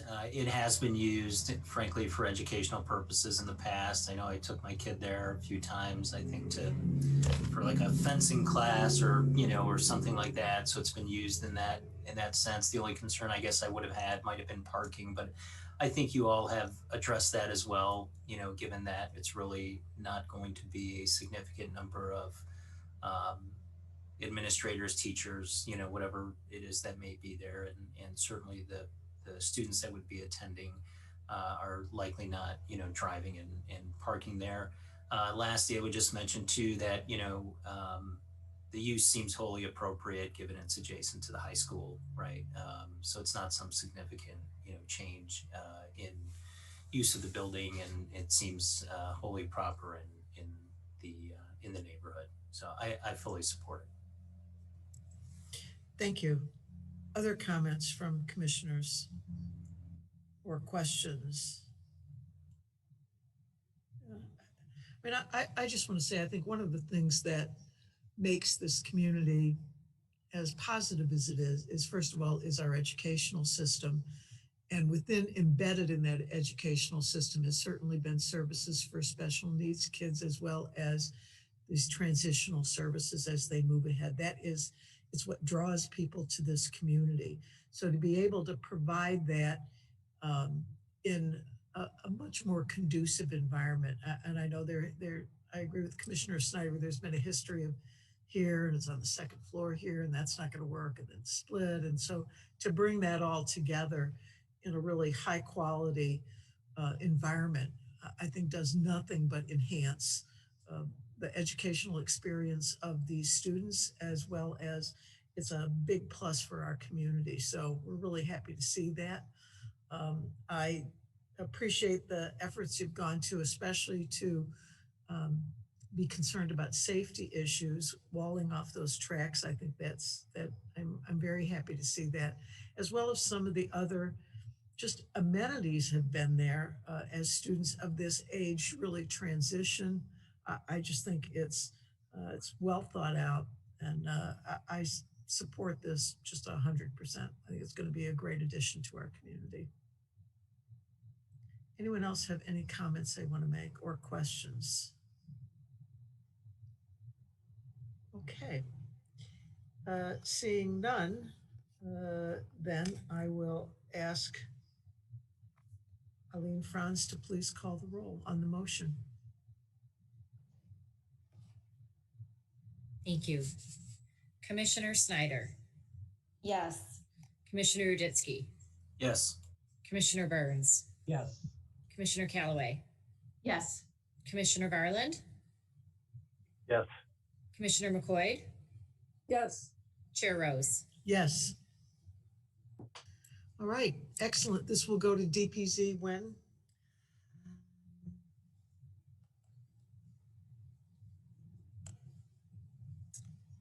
December, June 14th.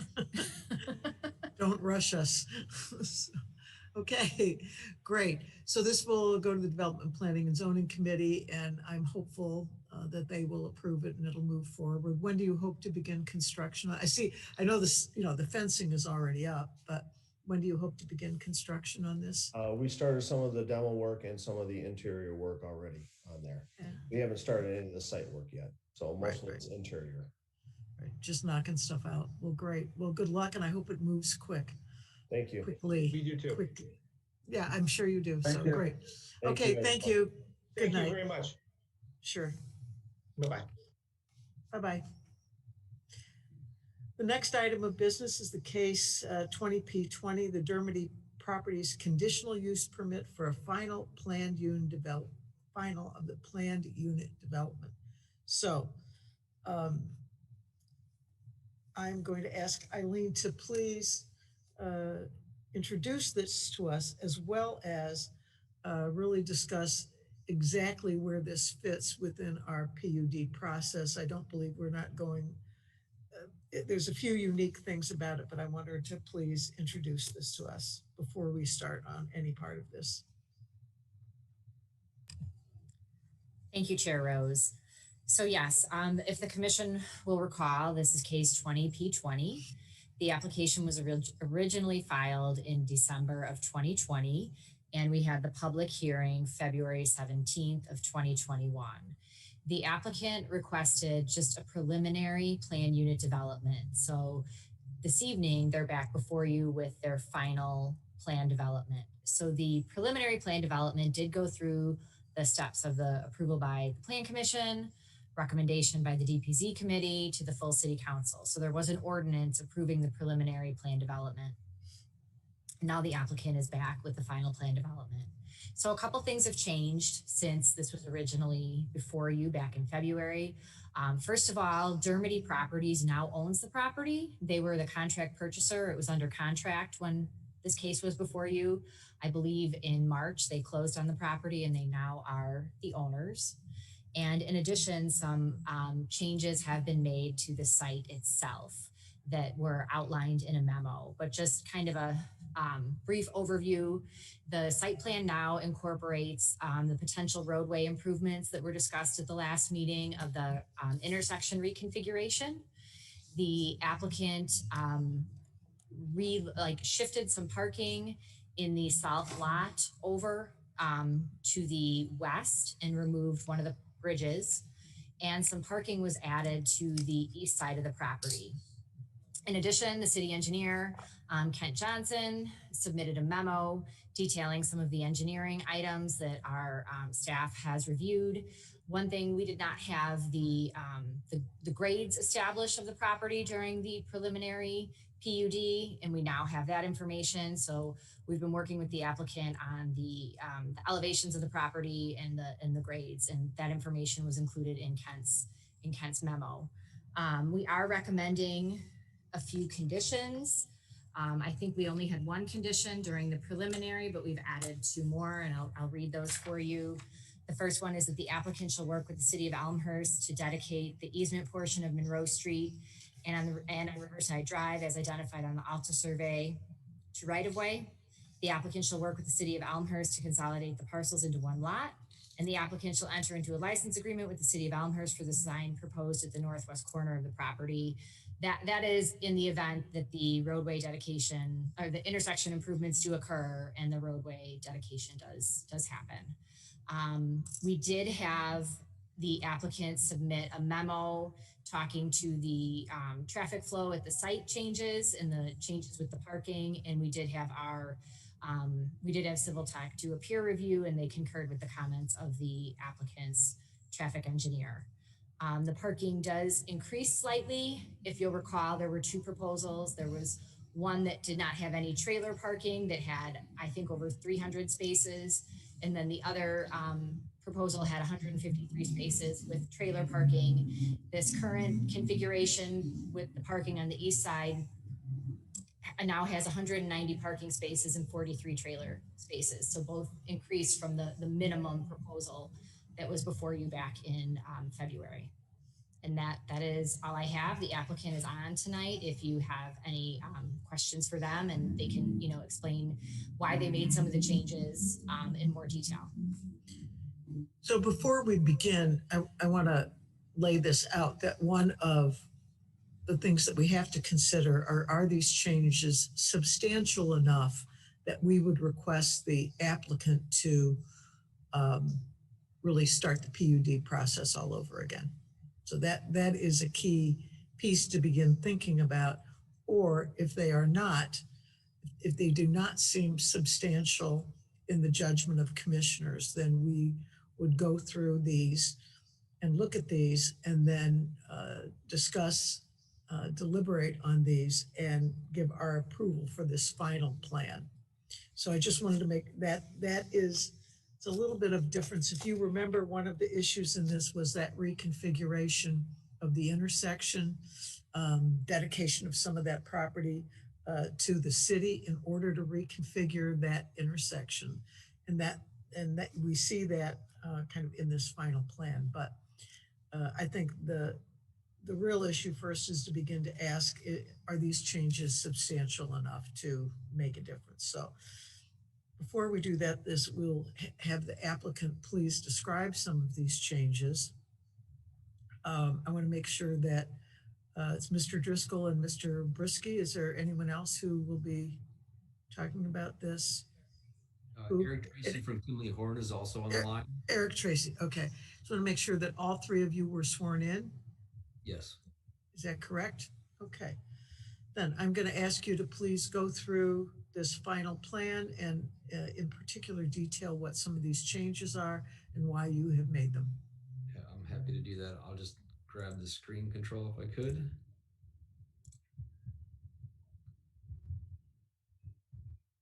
So 1 second, I just have to find a way to change pages here.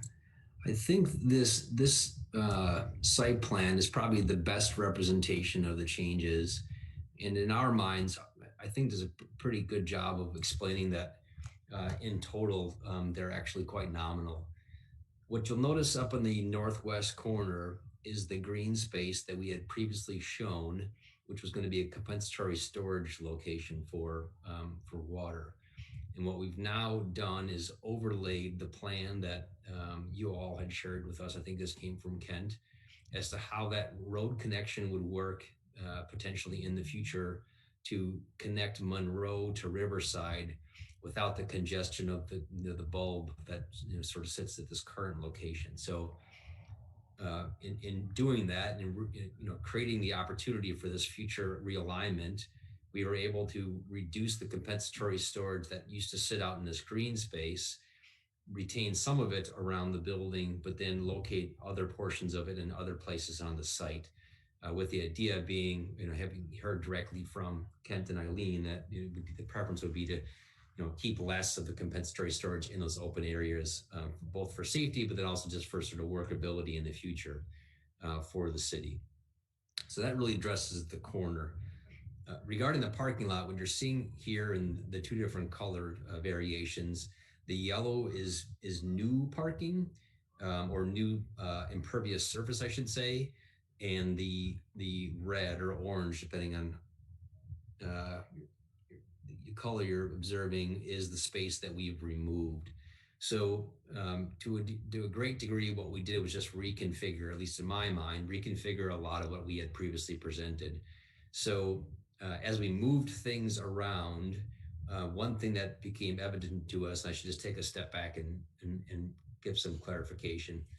This site over time is your traditional sort of fill site, meaning literally over the last several decades, the site has been built up to create this primarily stone site that exists today as the Keith brothers expanded their business. A lot of that fill was put in place prior to the obligations or regulations to actually, sample and test that material as it was being filled. And so we spent a great deal of time with our environmental consultants at Braun Intertech to understand exactly what we're going to encounter across this site as we dig our ponds, as we put in our building foundations, et cetera. And what has become evident to us is that there's nothing terribly concerning in terms of the sort of level of contaminants here. but it is a site that will be better off long term if it gets put into the Illinois Environmental Protection Agency's voluntary cleanup program. So that is our plan. We're gonna enter this project into the program to ultimately end the project, actually get approval and sign off from the IEPA that we've adequately accounted for all of these contaminated soils on site. And the way you really do that is by encapsulating a lot of this stuff under what they call an engineered cover, engineered barrier, which typically comes in the form of some sort of asphalt or concrete surface. So as we were doing our final engineering, going from the preliminary that we saw you folks about several months back to the final, the orientation and shape of our ponds changed a little bit as we got smarter about the actual size requirements for detention, but then also trying to accommodate what we had committed to out on Riverside and Monroe, and that was staying clear of utilizing any of that space. So essentially, to address that and get to our remedial action plan, we need to encapsulate more of this surface with this impervious, impenetrable surface, which is the asphalt. So what we're essentially doing is some minor modifications, I think, sort of reconfiguring how the parking lays out for the benefit of creating more impervious surface to encapsulate some of the stuff that we had found on site. The side benefit from this as well is that we're also able to pull some of that car parking, which used to sit away from the building on the other side of the creek, closer to the building. We live in, greater Chicago. We all have experienced winters for long periods of time. So I see this as a personal win for the project, because we're taking a lot of that, which used to sit quite a bit away, and pulling it closer to the building facade. In addition to that, we are also able to bring this little pod of parking closer to the western elevation, so that you've got easier access for those future business occupiers into the building, again, versus having to cross the path. And when we did all this, we decided that, given the fact that the parking had been halved south of the creek, we thought it made more sense to just do a single bridge that crosses over nearer the middle of the building, as opposed to two that are on the ends. Again, just for that convenience factor for employees and customers who are coming to this building. And then, quite frankly, just as sort of a side benefit from doing that, pulling all that parking out allowed us just to expand the trailers a little bit further on the south side of the building, since we were looking to maintain that same coverage for the purposes of those engineered barriers, but not needing to do that with normal car parking anymore. So that's really the gist of the changes. As Eileen mentioned, you guys took a little bit deeper dive into the elevations. And Eric Tracy from Kinley Horn is on the phone, and can speak a little bit more to that if you guys would like. Okay, thank you very much. Let me then ask for questions from commissioners, questions, comments.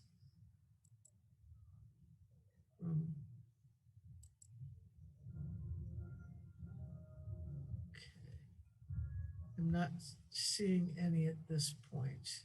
Commissioner Snyder. Thank you. Just one question. Your preliminary proposal, the parking increase is roughly about 26% more than what your preliminary proposal was. And I was just wondering what was the driver behind that increase in the parking spaces? Not necessarily the trailer parking, I get that, but the passenger car parking. Is there an expected or anticipated use that was driving that decision? Yeah, so no, this was not driven by a use or a company or anything. This is purely just a function of us needing to create more of this impervious surface to encapsulate the contaminated soils. And so there's no way to expand the building size, because this site is a little bit uniquely constrained by odd shape. And so we needed to find some other way to do that. So we removed the drive lane that used to circulate the building on the east side, slid it over a little bit and then just put parking on both sides of that drive lane as opposed to being just purely a drive lane as it was in the previous presentation. But not driven by anything more than a need to create more encapsulation of these contaminated soils. Okay, great, thank you. Other questions or thoughts from commissioners? Okay. Seeing none at this point, do we need, Eileen, do we need to open this to public comment again? I would. Technically, it's not a public hearing. It's just a public meeting, but I would open it up to public comment. All right, well, let's just see if we have any. Mike Kopp in the public comment room, is there anyone there who wishes to give testimony on this or who wants to comment? No, there is not. I'm going to ask Emily, can you please check voicemail to see if anyone wants to give, has public comment on this?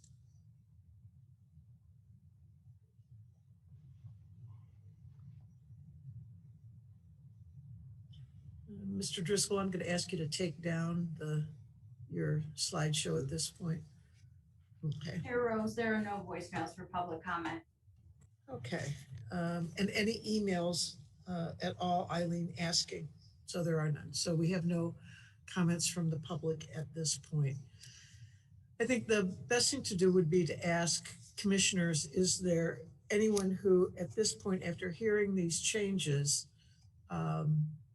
believes that this is substantially different from what was presented to us, enough so that we would ask the petitioner to really go back and present the case to us again for why they want to do those. Commissioner Burns? Thank you, Chair Rose. If you look at the changes, none of them are taking them out of compliance.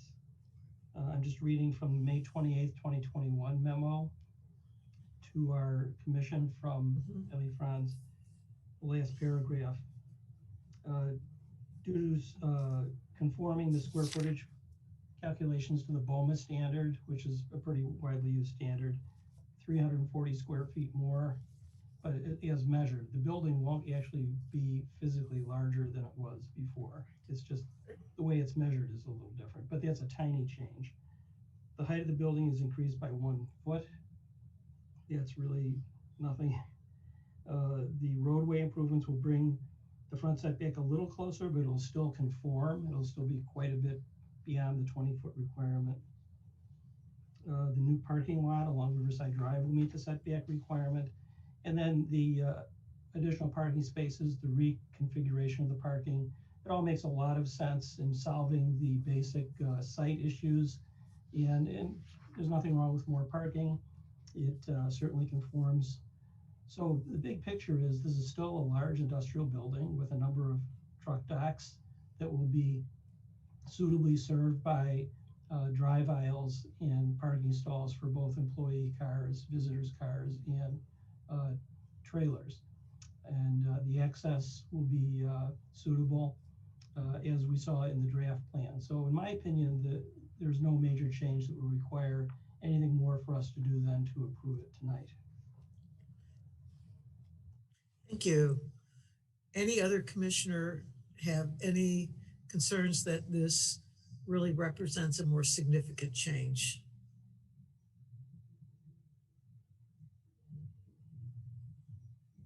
Okay.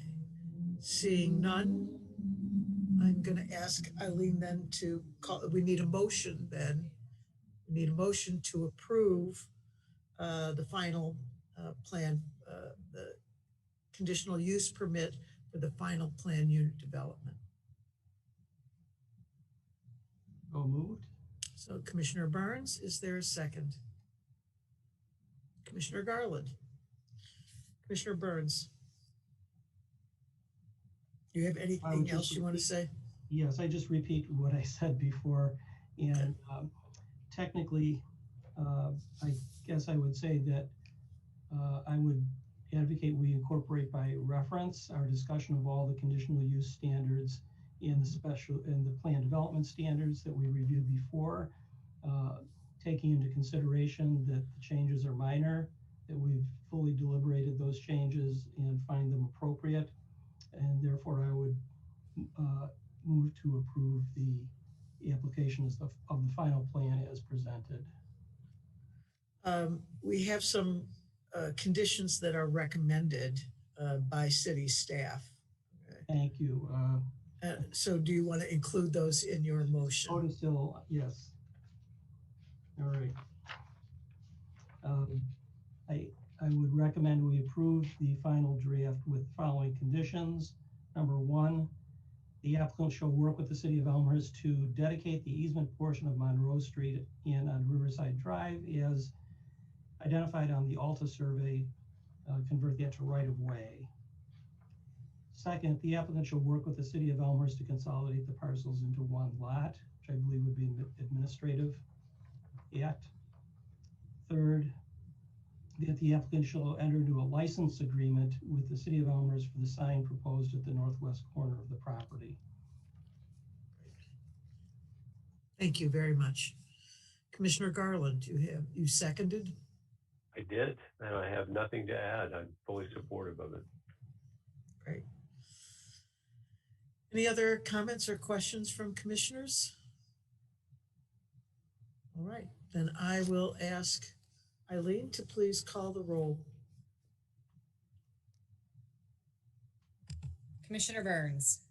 Yes. Commissioner Garland. Yes. Commissioner Callaway. Yes. Commissioner McCoy. Yes. Commissioner Snyder. Yes. Commissioner Uditsky. Yes. Chair Rose. Yes. The conditional use is approved. Conditional use permit from the zoning perspective. I just want to say I really appreciate the thoughtfulness that went into this final plan. You know, they appear to be small tweaks, but and I think they're small in the sense of it's not a significant change, but it really represents really a thoughtful approach to this property and to that intersection, the potential problems that may exist there. So we really appreciate your efforts in this. Our pleasure. We appreciate everyone's help. Fantastic staff. They are, aren't they? Absolutely. They're very much so. We think so too. So thank you. And then this will go to DPZ, back to Development Planning and Zoning Committee, Eileen, on the 14th. I think on June 14th, but I'll confirm that with Neil. Right. So this should go back and hopefully you'll be able to get started on this soon then. We look forward to it. Thank you. Great. Okay. Thank you. Good night. Have a good night. Thank you. Good night. Okay. Our next item of business, and I'm going to ask Emily to introduce this to us. This is the Sadiq conditional use permit and variations. We've seen various iterations of this, and this is the latest one we really need to look at. And I'm going to ask Emily to please introduce this to us. Great, thank you, Chair Rose. Yes, this is case 21P01. The original public hearing was March 2nd, 2021, and we have seen this case on April 6th and May 4th. We're back tonight with some revisions to the requests as outlined in the staff report, the updated staff report. The applicant and his team is here to address some of those changes based on the revised site plan. I also want to mention before I turn it over to the applicant and his team that they do need to be sworn in for the public testimony. Thank you. That's the first thing we'll do. I'm going to ask the applicant, all of the applicants there in your room, to please raise your right hand. And I would ask the court reporter to please swear in the applicants. Do you solemnly swear or affirm any of the testimony you give will be the truth, the whole truth, and nothing but the truth? I do. Thank you. Thank you. Well, this is a long road we've come down. So what we'd like you to do first is give us an idea. We're going to look at it with fresh eyes at this point. What it is that you're asking for, and we'll start and give us your version of where you are at this point and what it is you want to do. Okay. Hello, everyone. My name is George Montesantos. We come before you today to present to you the improvements that we received from the board when we were last here in April. I don't know if you want us to retouch back on the variances. None of those have obviously changed. We left all those, and we're basically tonight concentrating on these changes here. There were recommendations from, I believe, yourself, Chair Rose, and the other commissioners as well. So if that's okay, we'd like to just basically touch on these 6 points. Okay. Okay. So someone recommended, which we followed, and you'll see in the documentation, that we move the building, the You Do It Car Wash, south. Primarily, this is freeing up or allowing for a third exit lane. And also the building increased by 3 feet, approximately 3 feet 4 inches, moving it to the south. Number 2, well, I guess on that one would be number 3. We, per your recommendation, again, we angled the parking spots that you can see on the site plan to allow the cars to be forced into one direction. Another point that we followed was in the front of the proposed New Yorkies new front, we installed a curb on the south side of Yorkies, and this is forcing the traffic back through and around the Yorkies building. Another recommendation that we followed. We reduced the size of the rear addition to allow for additional parking spaces. On the You Do It Car Wash site, per recommendation, we moved the vacuum area from the southwest corner to the southeast corner. We feel that it improves the traffic pattern, allows for better ingress and egress to the parcel.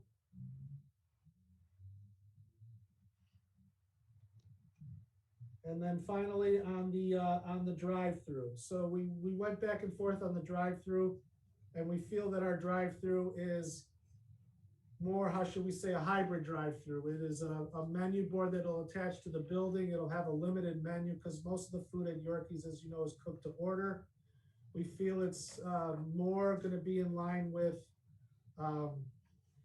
pickup, phone orders, and primarily with the advent of Uber Eats and DoorDash at a great advantage for them. So we don't see our drive-through as a full 100% drive-through, but more or less like a hybrid. So those were the 6 points that you guys brought up and that we incorporated into our site plan. I'll let it open to questions. Can you please put up the revised site plan? Oh.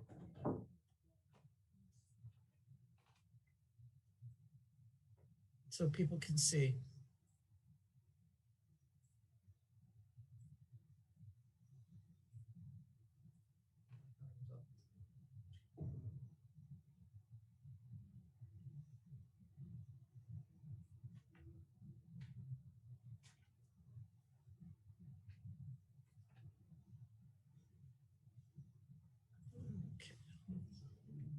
Would you like me to point those out again with the mouse, or? Yeah, I would. Can you, can you, yeah, there you go. I want you to switch it like that. There we go. Okay. So now can you go through those again? Okay, Bring it up for us. You want to point to them, Emily? Yes. So the angled parking spots that you can see up there on the north and on the west side, you can see the You Do It Car Wash building pushed 3.5 feet roughly south, allowing for a third lane. That was your recommendation to widen that out. In the front of Yorkies, the curb cut forcing the cars westerly in that direction, as you can see from the mouse. The vacuums, bottom right, which is the southeast corner. They were in the southwest corner previously. And then finally, the menu board, I don't know if you can see it over there. It says the word menu board. There is where we place the menu board for the hybrid drive-through. So Okay. those were the 6 spots. The addition on the back. The addition on the back was minimized a little bit, adding a couple more parking spots there as well. Yeah, right there. And can you show me the area of this curb that you're talking about? Right there? Right. Correct. Okay. So these 3 lanes of traffic that traverse the property from west to east, is there separation among those lanes? Other than Anything striping, no. other than striping? Okay. All right. Okay, I'm going to open it up for questions from the commissioners. Anyone have any questions of the applicants? Commissioner Callaway. Thank you, Chair Rose. So going back to the diagram and just following up with Chair Rose's last inquiry on those 3 lanes of traffic, just to be clear, so am I correct that the lane that's closest to Yorkies will be coming through what you're referring to as the hybrid drive-through? And then the 2 lanes that would be, I guess, to the south, so directly coming out of the car wash, and then the one that's in the middle, those 2 lanes of traffic would be cars exiting the car wash? So last time we were here, what the board recommended was that if there's a car waiting at the pickup window trying to get their food, how is the other car going to bypass them? So, Right. and while there's another car exiting the car wash, now that will happen because there's a 3rd lane there. So basically a car could exit the self-serve car wash, make a right turn, and they can also, the other car, if they're trying to leave, they don't have to wait behind the car that's trying to pick up their food. The middle's a through. The middle is the through lane, correct? Yeah, Yes. same. So the middle could be either people exiting Yorkies or exiting the car wash? No, it's basically for you. It's only for Yorkies. It's a through lane for Yorkies. So as I look at the diagram that you have and the cars, there's like 1, 2, 3, 4, 6 cars there that are lined up for wash, correct? Correct. So what the architect tried to do there is basically trying to car in motion. Car in motion. That's not really Okay, I know, I understand that, but I'm trying to understand which of these 3 lanes are being used for what traffic. So the car in motion is basically the car that's leaving the self-serve car wash. That right there. Okay, that's on the south end of the property. Correct. So that that individual could basically leave, or he could make a right, go south, and go and get vacuum. And then the other car further north is the bypass lane. So basically they can, after they're done eating, they can leave. And then the other car all the way, next to the building, that's the car waiting to pick up their food. If there is a case, that many cars ever do occur. I see. So question to city staff. I know that it was mentioned that there's only striping there dividing these lanes, but any guidance on, and that seems like an awful lot of traffic still in a narrow space. I do appreciate that there were some amendments here, but any concerns from city staff about, about potentially those 3 lines of traffic? I can answer that, Commissioner. We, as city staff, have reviewed this as an improvement based on what was previously proposed. We don't, city staff or the engineering department have additional comments besides those outlined in the revised staff report. Those comments are relatively minor and could be done at the time of permit, not necessarily recommendations that would change the layout. Thanks, Emily. And there's a huge improvement because right now, basically, it's a huge improvement for what it is in place right now. Eileen, what were you going to say something? I was going to say, that's something, I don't know that we really talked about that with our city engineer. That is certainly something we could bring up to Kent. He was on the meeting, but he did step away. That is something we could talk to him about. It could possibly be, a recommended condition if it is feasible. I just don't know if it's feasible without talking to Kent, but that is something we could sort of craft a condition for us to explore that and see if it's possible or not. Commissioner Burns? Thanks, Chair Rose. So with reference to that, it does say on page 6 of the revised staff report in the second paragraph, in the middle of the paragraph, the city engineer notes that the drive-through for both businesses may be close together, but believes the proposed plan is appropriate. So I assume that the appropriateness determined by Kent Johnson was that as submitted, it's appropriate. I mean, maybe it's minimally appropriate, but it's appropriate enough. Is there any other interpretation? I mean, do we know that whether, obviously the city engineer looked at this plan. Right, okay. Right, with Commissioner Burns, that's an interesting phraseology, that it's appropriate. It's interesting, so. Eileen, did you want to make another comment? Yeah, just one more comment. I know that Kent did review this, and he did say that there are things that could be done during like the engineering review. And I do think something like curbing is something that our engineers sometimes do recommend when they're doing their actual engineering review. So, I mean, that may be something, I don't want to speak for them, but that does sound like the kind of thing that may come into play down the road if this is approved when the actual site work happens. Lean, I really appreciate that, because my initial question to them about this curb they're talking about, it was my assumption, because it just seemed logical that the curb would be between the most southernmost lane and the two lanes above that, to the north of them. That just seemed logical to me. But so I was surprised to see, the curbing is somewhere else, as a way to keep this traffic separate. So other thoughts, comments about this? Commissioner Callaway.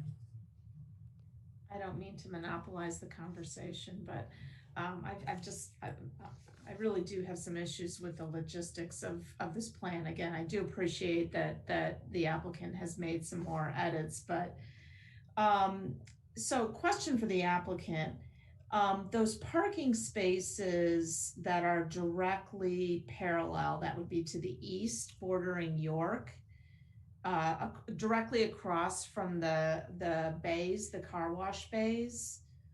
I don't believe those are vacuums. Yeah, exactly, right there. Who do you, what is it anticipated? Who would park there? Well, that would be used for, initially what we wanted to do was have the cars, if anybody waiting for food, could wait there, but obviously that's not going to be the case. So anybody employee parking, anybody's waiting to get a car wash, which, in reality, that's really not going to happen. The dog wash that we're going to have inside, overflow for Yorkies as well. We talked about that. Any kind of like, obviously after this is, built and running, then we'll see, how everything is. If those parking lots are not getting used from day-to-day operation, then maybe we can park some of the employees' cars from Yorkies there, if that is the case. Well, I guess that's kind of another one of my concerns here, that if in fact this is, Yorkies overflow, not employee parking, but patrons parking, customer parking, or even, a situation where someone goes through the car wash, parks their car there, and then decides to go over to Yorkies. I do have concerns about people. I mean, it's hard enough to get through the Portillo single line at times.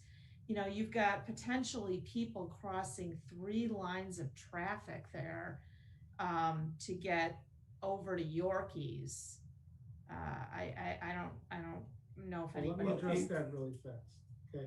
So first of all, you're looking at three lanes, but we don't feel that there will ever be 3 cars at the exact same time going through those 3 lanes. Our 5 bay, you do it car wash, turns out a car, if we're busy, every 5 or 10 minutes, 1 car, and that's never the case. You have the middle lane, and the drive-through is not a McDonald's busy drive-through. It's more of a pickup. So you're looking that you're crossing 3 lanes, but you're really not crossing 3 lanes. No different than when you go to McDonald's in Elmhurst and you cross 2 tandem drive-through lanes to get inside theirs, or you go to Chick-fil-A on 83 and you cross 2 lanes to get into their building, or like you said, Portillo's as well. So this crossing over of the drive-through lane is a common occurrence. Well, you know, with all due respect, frankly, if we got another chance to do Chick-fil-A, I'd do it differently. Okay.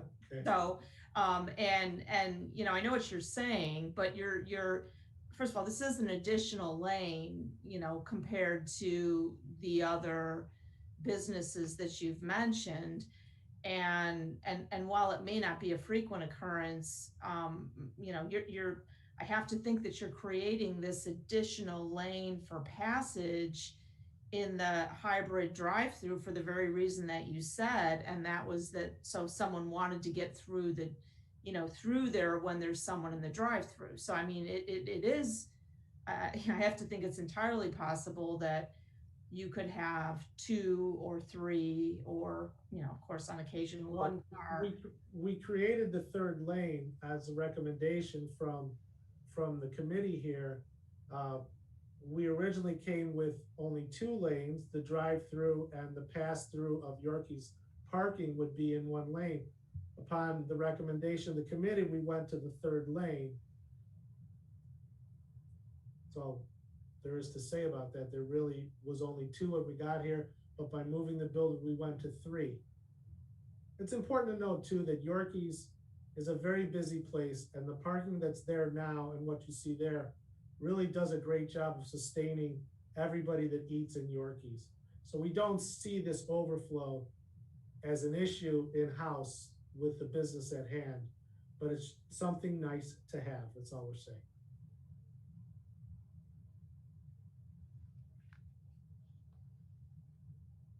If I could add a point of clarification, those spaces that you're speaking about, I can't obviously speak to the use, the ultimate end use, but they are counting towards the reservoir spaces for the car wash, for those that may be waiting to use the car wash. That's how they're being used in terms of the parking requirements. Mm-hmm. You know, yeah. I have a question about this hybrid model. Why don't you just keep this a pickup window?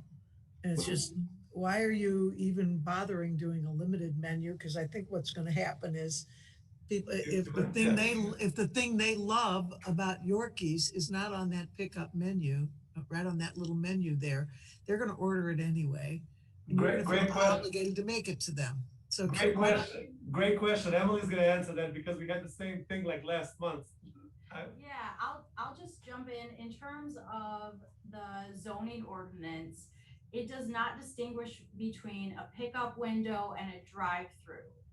So there is a conditional use permit required for a drive-through, although we understand that this is not going to be used like a traditional drive-through. So the applicant is choosing between removing an existing pickup window that's operating relatively well based on their explanation, and not going for that drive-through conditional use permit, or because the zoning code does not distinguish between the two, to move forward as if this were a drive-through conditional use permit. But really, the applicant has given testimony that it would be used similar to how it's being used now, which is closer to a pickup window. And how many, can you estimate how many cars, how many pickups do you have during your opening hours on a typical It- day? It depends on the day. I would say. A weekend day. Let's take a weekend day where you've got high volume, a Saturday. How A many do weekend you- day, it's usually more of people coming in the store. Okay. Prior to COVID, around 50. When COVID was here, all the business was done through the pickup window. So Right. roughly around 50 cars a day. Okay. So you're gonna have 50 cars a day come through there, okay? Correct, but obviously, when COVID hit, that number has jumped up a lot higher. In last year, basically all our business was done through the pickup window, and thank God we didn't have any issue sustaining it or having a traffic jam anywhere. Sure. But now, obviously, now the place is open. The number has gone down because York is truly a restaurant where you have to come in to enjoy it, and we do get a lot of people that want to come in and enjoy the atmosphere. Sure. Commissioner Garland, did you have a question? No. Commissioner Snyder. Thank you. I'm just going to change gears a little bit here. I just wanted to touch quickly on a note in the staff report that bicycle parking will need to be added. So how much parking would there be, and where would it go? We can certainly put bicycle parking maybe in the front of the restaurant. Behind the building is a room? I think what Chick-fil-A does, I think they do it in the front of the restaurant. So I think somewhere in the front of the restaurant would be adequate. And what you're talking about is basically a bar, correct? Where they can chain up their bicycles? Yeah, I'm not sure what type of bicycle parking would be needed. What I have seen at Chick-fil-A, what they do is they do these, I believe, stainless steel bars. And we can certainly put one of those in front of the restaurant or. Yes, Commissioner Snyder, I don't have the exact number of bike parking that's required, but there is a section in the zoning ordinance that does require some, and we could work with the applicant to find an appropriate location and number at the time of permit. Okay, it'd be great to have that well integrated into the plan rather than have it just be stuck in somewhere as an afterthought. We approved earlier a great bicycle pedestrian plan, and it'd just be nice to see, some additional thought on that, and in terms of how people are actually going to access it with their bike and not having bicycle traffic, introduce points of conflict with cars and things like that. So it would be nice to see that in there. Anyway, but Emily, what you're saying is that city staff will work to identify the appropriate spot with the applicant. I want to make one more comment with the commissioners. Obviously, everything that we have done in Elmer so far, we want to make sure that you guys are fully approving of this. And I don't want to have I don't want anybody to be, in the line to where I think this is going to be a big mistake. If you guys want me to go ahead and remove one bay where, of the self-serve car wash, I'll be more than happy to do that if that will make you guys, feel more comfortable on approving this, or, we really don't want to keep the current car wash and just, remodel it. We want to do something beautiful, obviously that, to improve York Road and improve that whole parcel. So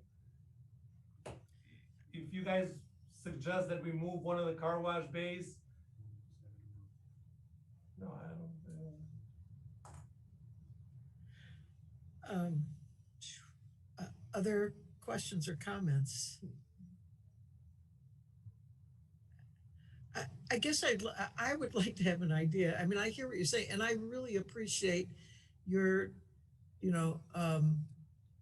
wanting to be responsive to some of our concerns. But this is what I want to know. What exactly is core that you really want to do? And that, I mean, if I said, oh, I think you should move 2 of those bays, remove 3 of those bays? Would you, I mean, what is it that, what is core to you about this proposal that you just can't do without, that you really, really, really need? Well, what we feel is, as of right now, that parcel, the self-serve parcel, operates 8 bays. And they're never full at any time that you pass by. So I've never seen them full.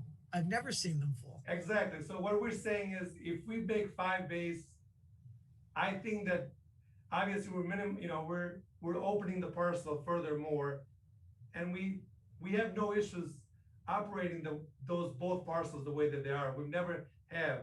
You never really see a traffic jam on those 2 parcels. So by minimizing it, I think that we're gonna improve the traffic flow on both of those parcels. So we feel that 5 bays are gonna be beautiful. I mean, they're never gonna be an issue as far as parking and cars trying to leave. And we're there every single day, and we never see any, we never see anything, as far as the traffic, and as far as people getting stuck. If we did, trust me, we would address it right now. This would be the perfect, right. I guess what I'm asking is this: what you really want, and you correct me if I'm wrong, what you really want is you want to keep your car wash operation, but you want to upgrade it. Yeah. And you want to add something to the back of your restaurant. Yeah. Those are the 2. Anything else that is just core to you, everything else is negotiable. Those are the 2 that are non-negotiable. Is that what you're trying to say? And the front of the restaurant is negotiable too, as well, because it's core. No, I'm sorry. The front of the restaurant is core. We want to. That's improve. Non-negotiable, right? So the front of the restaurant, like it is, you want to add the piece to the back, and you want to upgrade your car wash business. Those are the non-negotiables in your ask. Is that correct? Correct. Everything else is negotiable. Correct. Yes. If you guys feel that anything else doesn't make sense, or you want me to change it somewhere, I'll be more than happy to work with you guys on making it however you guys would like. Well, I'm not gonna run your business, so it's gotta be, I'm just looking for what's reasonable. We're asking to build a better mousetrap, to improve Yorkies by adding a bigger kitchen, to higher our production, adding some more chairs in the front. And of course, like John said, if you go there now, the density will be 50% less in the new You Do It car wash than it is presently now. And 3 lanes, or 40 feet, approximately 35 feet between the 2 buildings. If you go there now, it's a lot tighter than that, and it's never a traffic issue. And another thing during COVID, because I'm there a lot, when COVID was around, that drive-through started at York Road and went all the way around Yorkies for that pickup window. And it was never a clog issue for people that wanted to pass around it at that time. People were washing their cars too during COVID because of the You Do It car wash. So it's important to note that this density, or this amount of square footage of building on these 2 parcels versus what's there now, is less. So it flows better now, we believe. Okay. Other comments or questions from commissioners?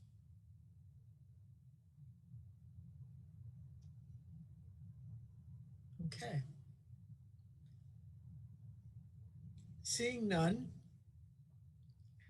and I don't mean to stop the conversation, but if there are no further comments, I guess the question is whether we want to deliberate tonight, or this is a lot of, or do you want to not? Do you want to really think this through, what's been presented to us at this point? This is what's presented. So this is, we can't just keep massaging this until, we get something, but I think it's helpful to me to hear from you. What you really want to do is add your kitchen, upgrade your car washing facilities. That's really what you want. So that's helpful. So my question to commissioners is, do you want to deliberate this tonight, or do you, Eileen, you have a question? Public comment. Okay.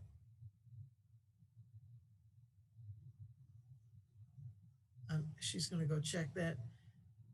Is there anyone in the public comment room, Mike? No, there's not. She's checking your voicemail, and how about email? No emails.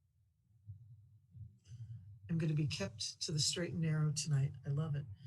Okay, No Eileen. voicemails for public Okay, so let me go back to the question is there anyone who objects to deliberating on this evening?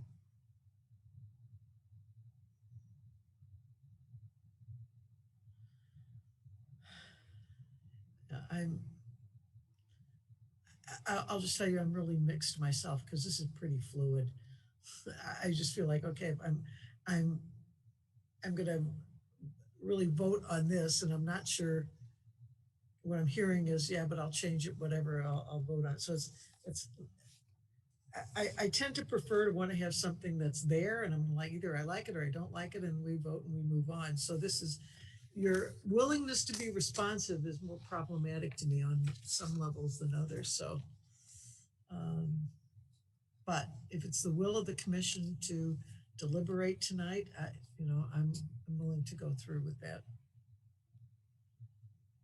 So if there is no objection, we will deliberate this evening. So what I'll need is a motion. So we need the variations. I'm going to ask Emily, can you please tell us what the variations are again before we have a motion? Absolutely.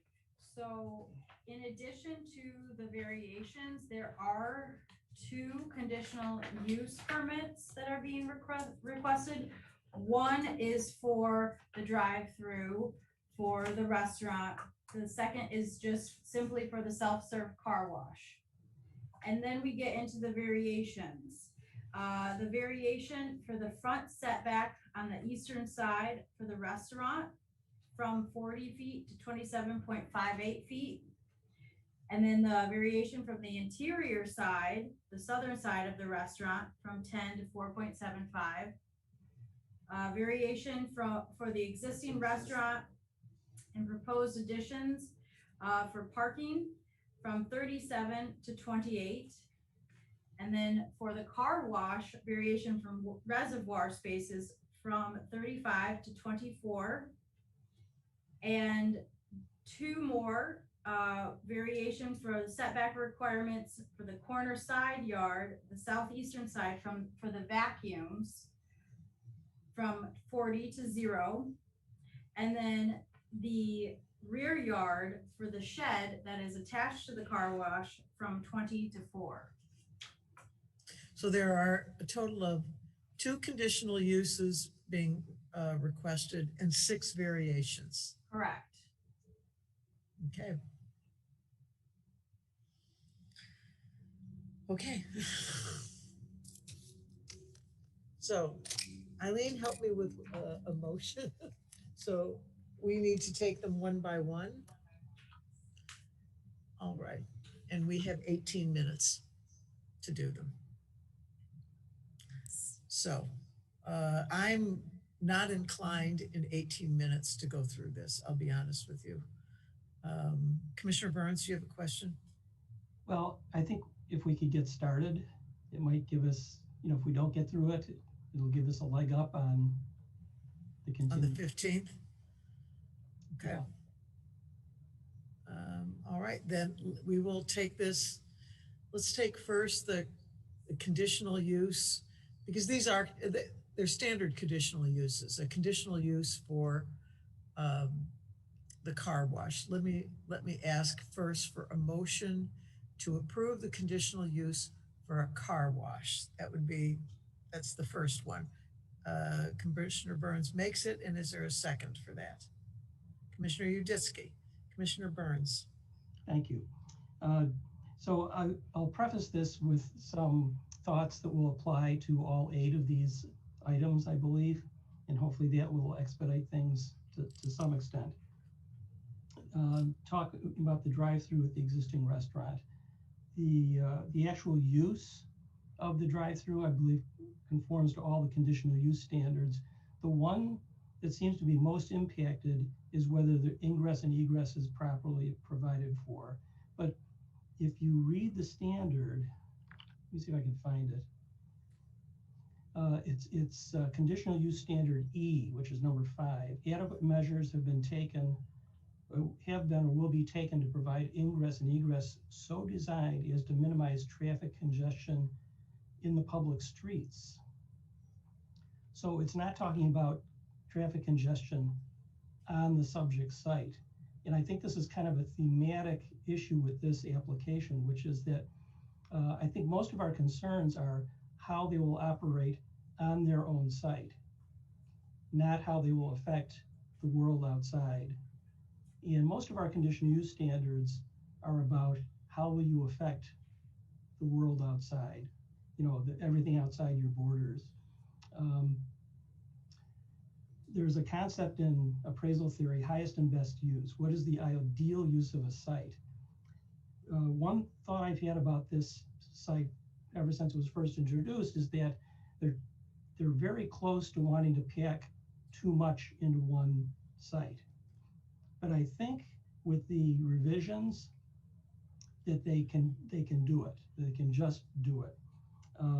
I believe that you do need some kind of a separation between the southernmost of those 3 lanes between the car wash and Yorkies, so that Yorkies will have the drive-through lane dedicated only to Yorkies customers, and will have a pass-through lane only dedicated to Yorkies customers, without the Yorkies customers driving onto the car wash site. So you need some kind of a separation between those things, because the buildings are just too close together, even with the 3 lanes.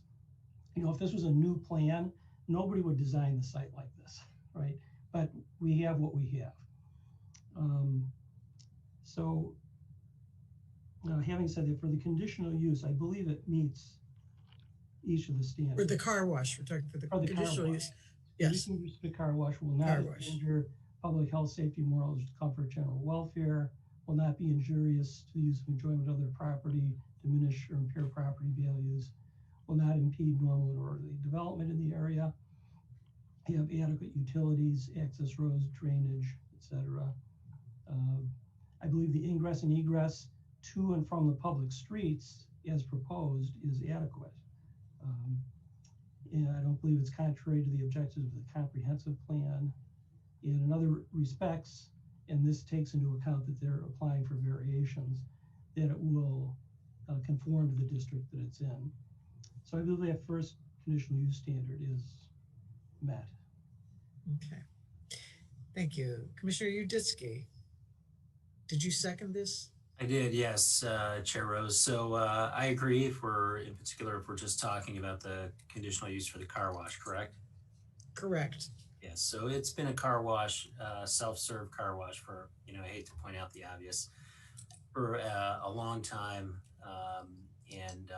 So continuing the use as a self-serve car wash, I think, is wholly appropriate. I do think, as Commissioner Burns pointed out, it meets the standards for conditional use, in particular the ingress and egress to and from the public street is more than adequate. And in fact, they're cutting down the number of self-serve bays. So I would approve of the conditional use in this case. Anyone else have a comment on the conditional use for the car wash itself? Okay. I find myself in agreement to the fact that it's been a car wash, and in essence, it's being upgraded as a car wash. The only difficulty is its intersection with the restaurant at this point, but I think it makes sense to do that. So before we vote on that, I'm then going to ask us, because we can do all the voting at one time, I'm going to ask for a motion to approve the conditional use for the drive-through. And again, they can say it's hybrid all they want. It's a drive-through. That's what it has to be. Is that correct, Emily?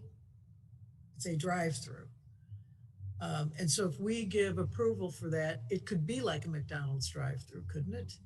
At some point, they could change that. Okay. So a motion to approve the drive-through at the restaurant. Commissioner Burns moves. Is there a second? Commissioner Garland seconds.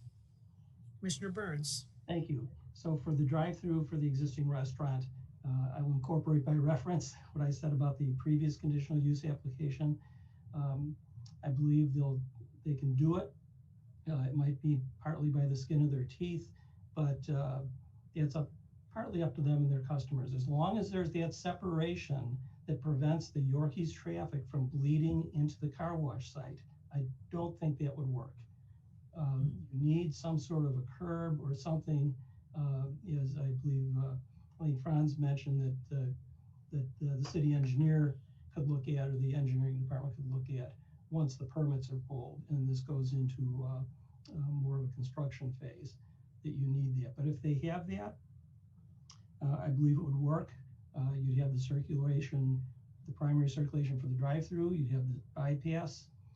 That's what these drive-through restaurants need. And if you have it, then it satisfies it. And I believe then it would satisfy the conditional use standards A through G. Thank you. Commissioner Garland. Yeah, I would largely agree. And I guess where I'm struggling with this is perhaps it's the ingress egress section, but the demands that we would be placing on this drive-through for the Yorkie site is actually on the car wash, formerly on the car wash property. And so I'm not sure, what kind of complications that creates by putting, if it's curb cuts or what have you, but or how we're positioning the approval of this drive-through and the need to have this escape lane or what have you, that's actually on the car wash property. And so Eileen, I know you just had your hand up, and I'm not sure if this is problematic or not, or if there's something that we need to do to address this. And so, Eileen. So we are going to require an easement, and I believe the applicant's attorney did draw something up, a draft. I'm not sure if it's a cross-access easement or what we're referring to it as, so that it stays with both properties. Okay. Eileen, I have a question. So if we are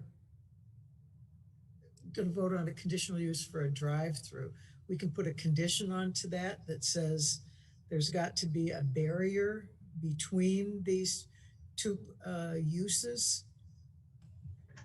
You can. I would just want to talk it over with the city. I would like there to be some room in there in case engineering wise it's not recommended. That's my only concern, that there would be some reason that the engineers would not want us to do that. Not want a curb, yeah. Right. Because that's really key in my mind, is the separation between them. That I would be, if I was assured that there was separation between them, that somebody couldn't jump the curb, and decide, well, I'm tired of this guy waiting. Now I'm gonna go around him. Even now they're going into that third lane, and here comes someone from the car wash, which it's like that's that's problematic. So, I mean, we could find that out before the next meeting if the commission doesn't finish the deliberation and the voting this evening. We can have a conversation with Kent and report back at the next meeting if you'd like. Okay, Commissioner Callaway. Yeah, I mean, assuming this is even something acceptable, I guess I'm questioning whether there's even the space there to do that. So it sure seems to me that this, this is going to be, whether this can be done and whether there's adequate space to put whatever barrier, would be there, that really needs to be determined before we can vote on this. Mm-hmm. Can I ask a question? Will the drive-through go with the property then? So if we designate this as a drive-through, or does it go with does it stay kind of with Yorkies? Does it leave if Yorkies leaves? Typically no. Typically no. Conditional use permits run with the land. So unless there's a condition otherwise. Right.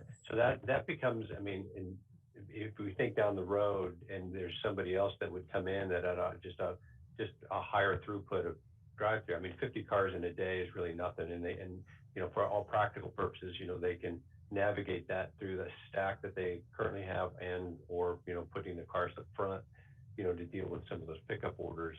But someone that has more throughput, without having, that egress or that escape, it could become far more problematic. So think about a Portillo's or a McDonald's or a Chick-fil-A drive-through. They're not that who knows if they would go there, but it creates all kinds of issues. And so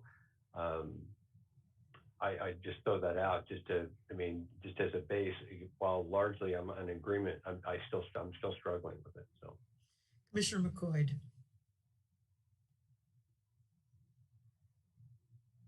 Hear me? Yes. Okay, thank you. This is talking about a curb between the lanes. Does it necessarily have to be a curb, or could it be those little things that stick up? They're like in the railroad, the barriers like across the railroad track. Bollards. Bollards. Okay, if you just had those like straight across there,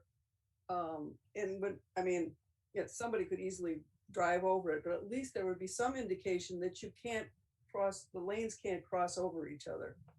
I mean, that would be a possibility. I don't know whether that would work, but I agree though. There has to be some sort of indication that there's a separation between those two lanes, the two northern lanes, and then the southern ones, the one southern one. I do have an issue with that whole configuration. Yeah. So, okay. And in fact, Commissioner Snyder?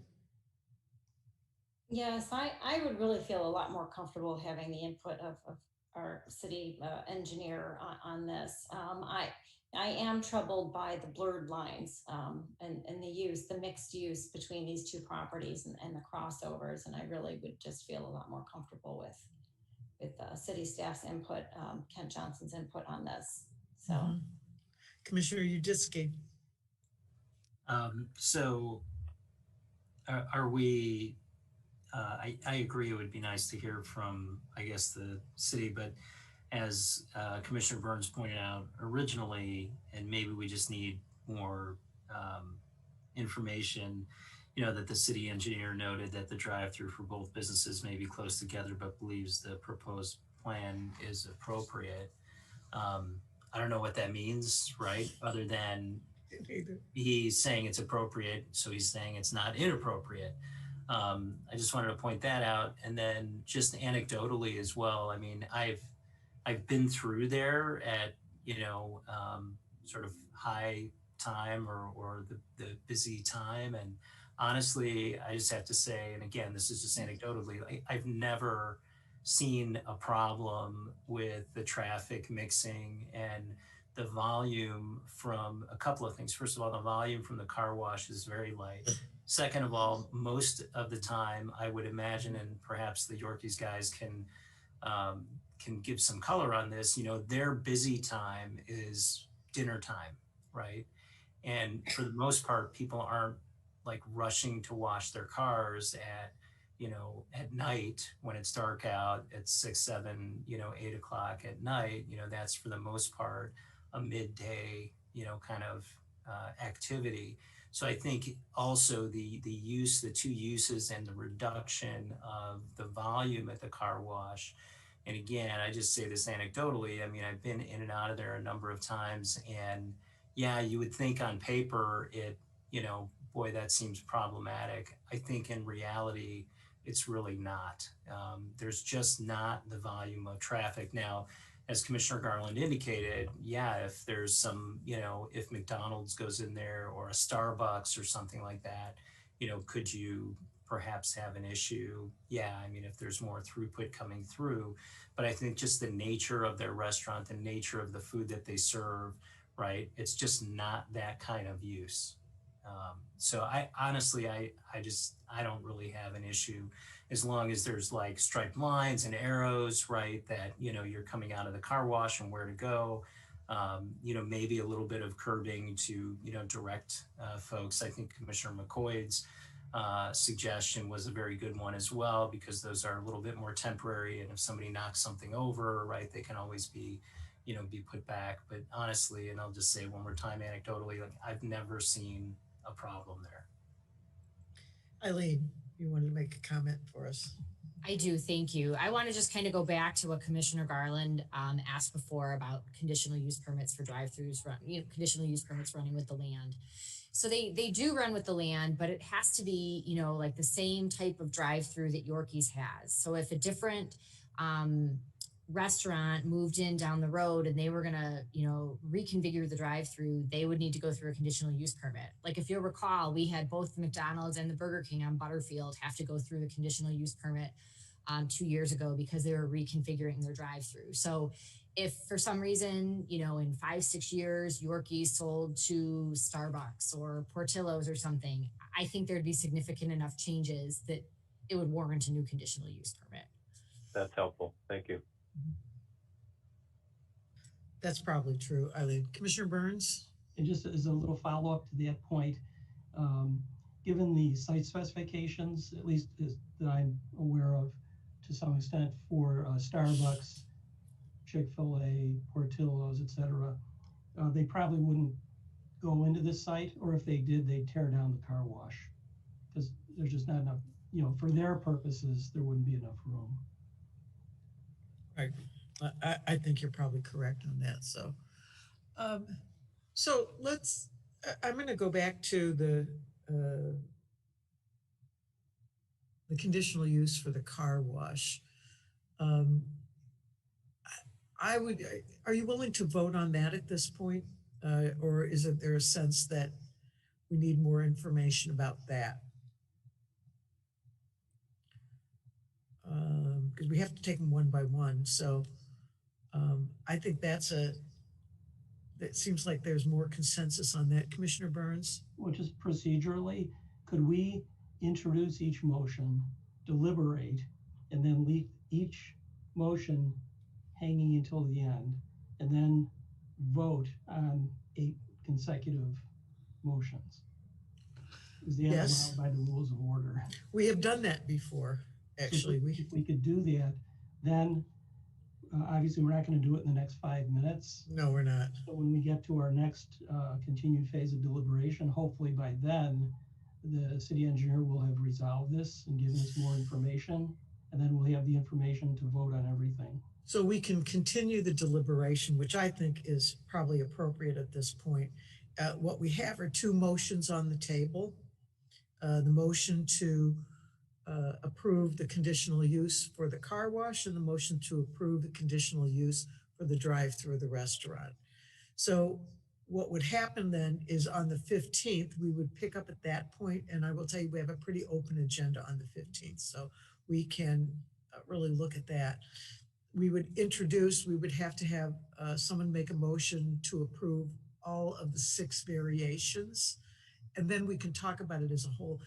In some way, I'll tell you this, if our PUD ordinance was a little different, this is a perfect example of where a PUD could have been very, very helpful. And I think we're going to be looking at, we're going to have some discussion really about how well this PUD has served us. You know, are we making type 1 versus type 2 errors? How do we want to make modifications in that? We're going to be doing that in the next several meetings. But that would make sense to me, is that we've got these 2 motions on the table already. So we can continue and we pick them up then off the table at that point. But we'll immediately, before going into them, ask for motions to approve all of the variations at that point. Then we can discuss it as a whole, and then we'll have to take it, we'll do the voting issue by issue by issue. So the conditional uses, the variances, we'll do each one separately. I think that would make some sense. We've done that once before. I thought it worked out well to do it that way. So unless there's some objections, that's really what we would do. And our hope would be, and I want to tell the applicant, our hope would be that we would do the final voting on this on June 15. From that point on, we'll get some information from the city engineer about this separation, you know, and get some clarification of his terms about whether it's appropriate or not. And, you know, are we making too much of it? Aren't we? I would like a little bit more on that. And then I think the variations are going to be a lot easier at that point if we understand some of this a little better. So And I do appreciate your responsiveness to us. Let me just say that I really do. I think, you know, Yorkies is a great business, you know, and what we want to do is to help you we don't want to be an impediment to your success as a business there. We really don't. The car wash, you know, I recognize does not have as much traffic in it, but, you know, you've got a vision for it. We want to try to not put an impediment in front of you with that as well. So that's what we're thinking at this point. I think that we continue the deliberation. We've got the motions on the table. We'll pick those motions up. And we'll start with the variances and we'll move from there. And I think that is what we can do, correct, Eileen? Yes. Okay. That's what I'm going to suggest we do. So do we need a motion to continue or we just are going to continue? You know, I don't know that you need one, but let's do one just to be safe. I personally, yeah, I think let's do a motion to continue the deliberation to a date certain, which is June 15. Yep. So can I have a motion to continue the deliberation on this case to June 15? Commissioner Snyder moves, Commissioner McCoy seconds. All right. We don't need discussion on this one. No, but I will call the roll. That's what I'm going to ask you to do. That's my next point. Okay. I'm going to ask Eileen to call the roll now. Commissioner Snyder? Yes. Commissioner McCoy? Yes. Commissioner Burns? Yes. Commissioner Callaway? Yes. Commissioner Garland? Yes. Commissioner Uditsky? Yes. Chair Rose? Yes. Thank you all very much for it's complicated. I want to thank the applicant and thank you all. There's been a lot of work you guys did tonight, a lot of work to do. So thank you very much. So we'll move with that. So I want some other business just before we do is that, you know, we are keeping a close watch on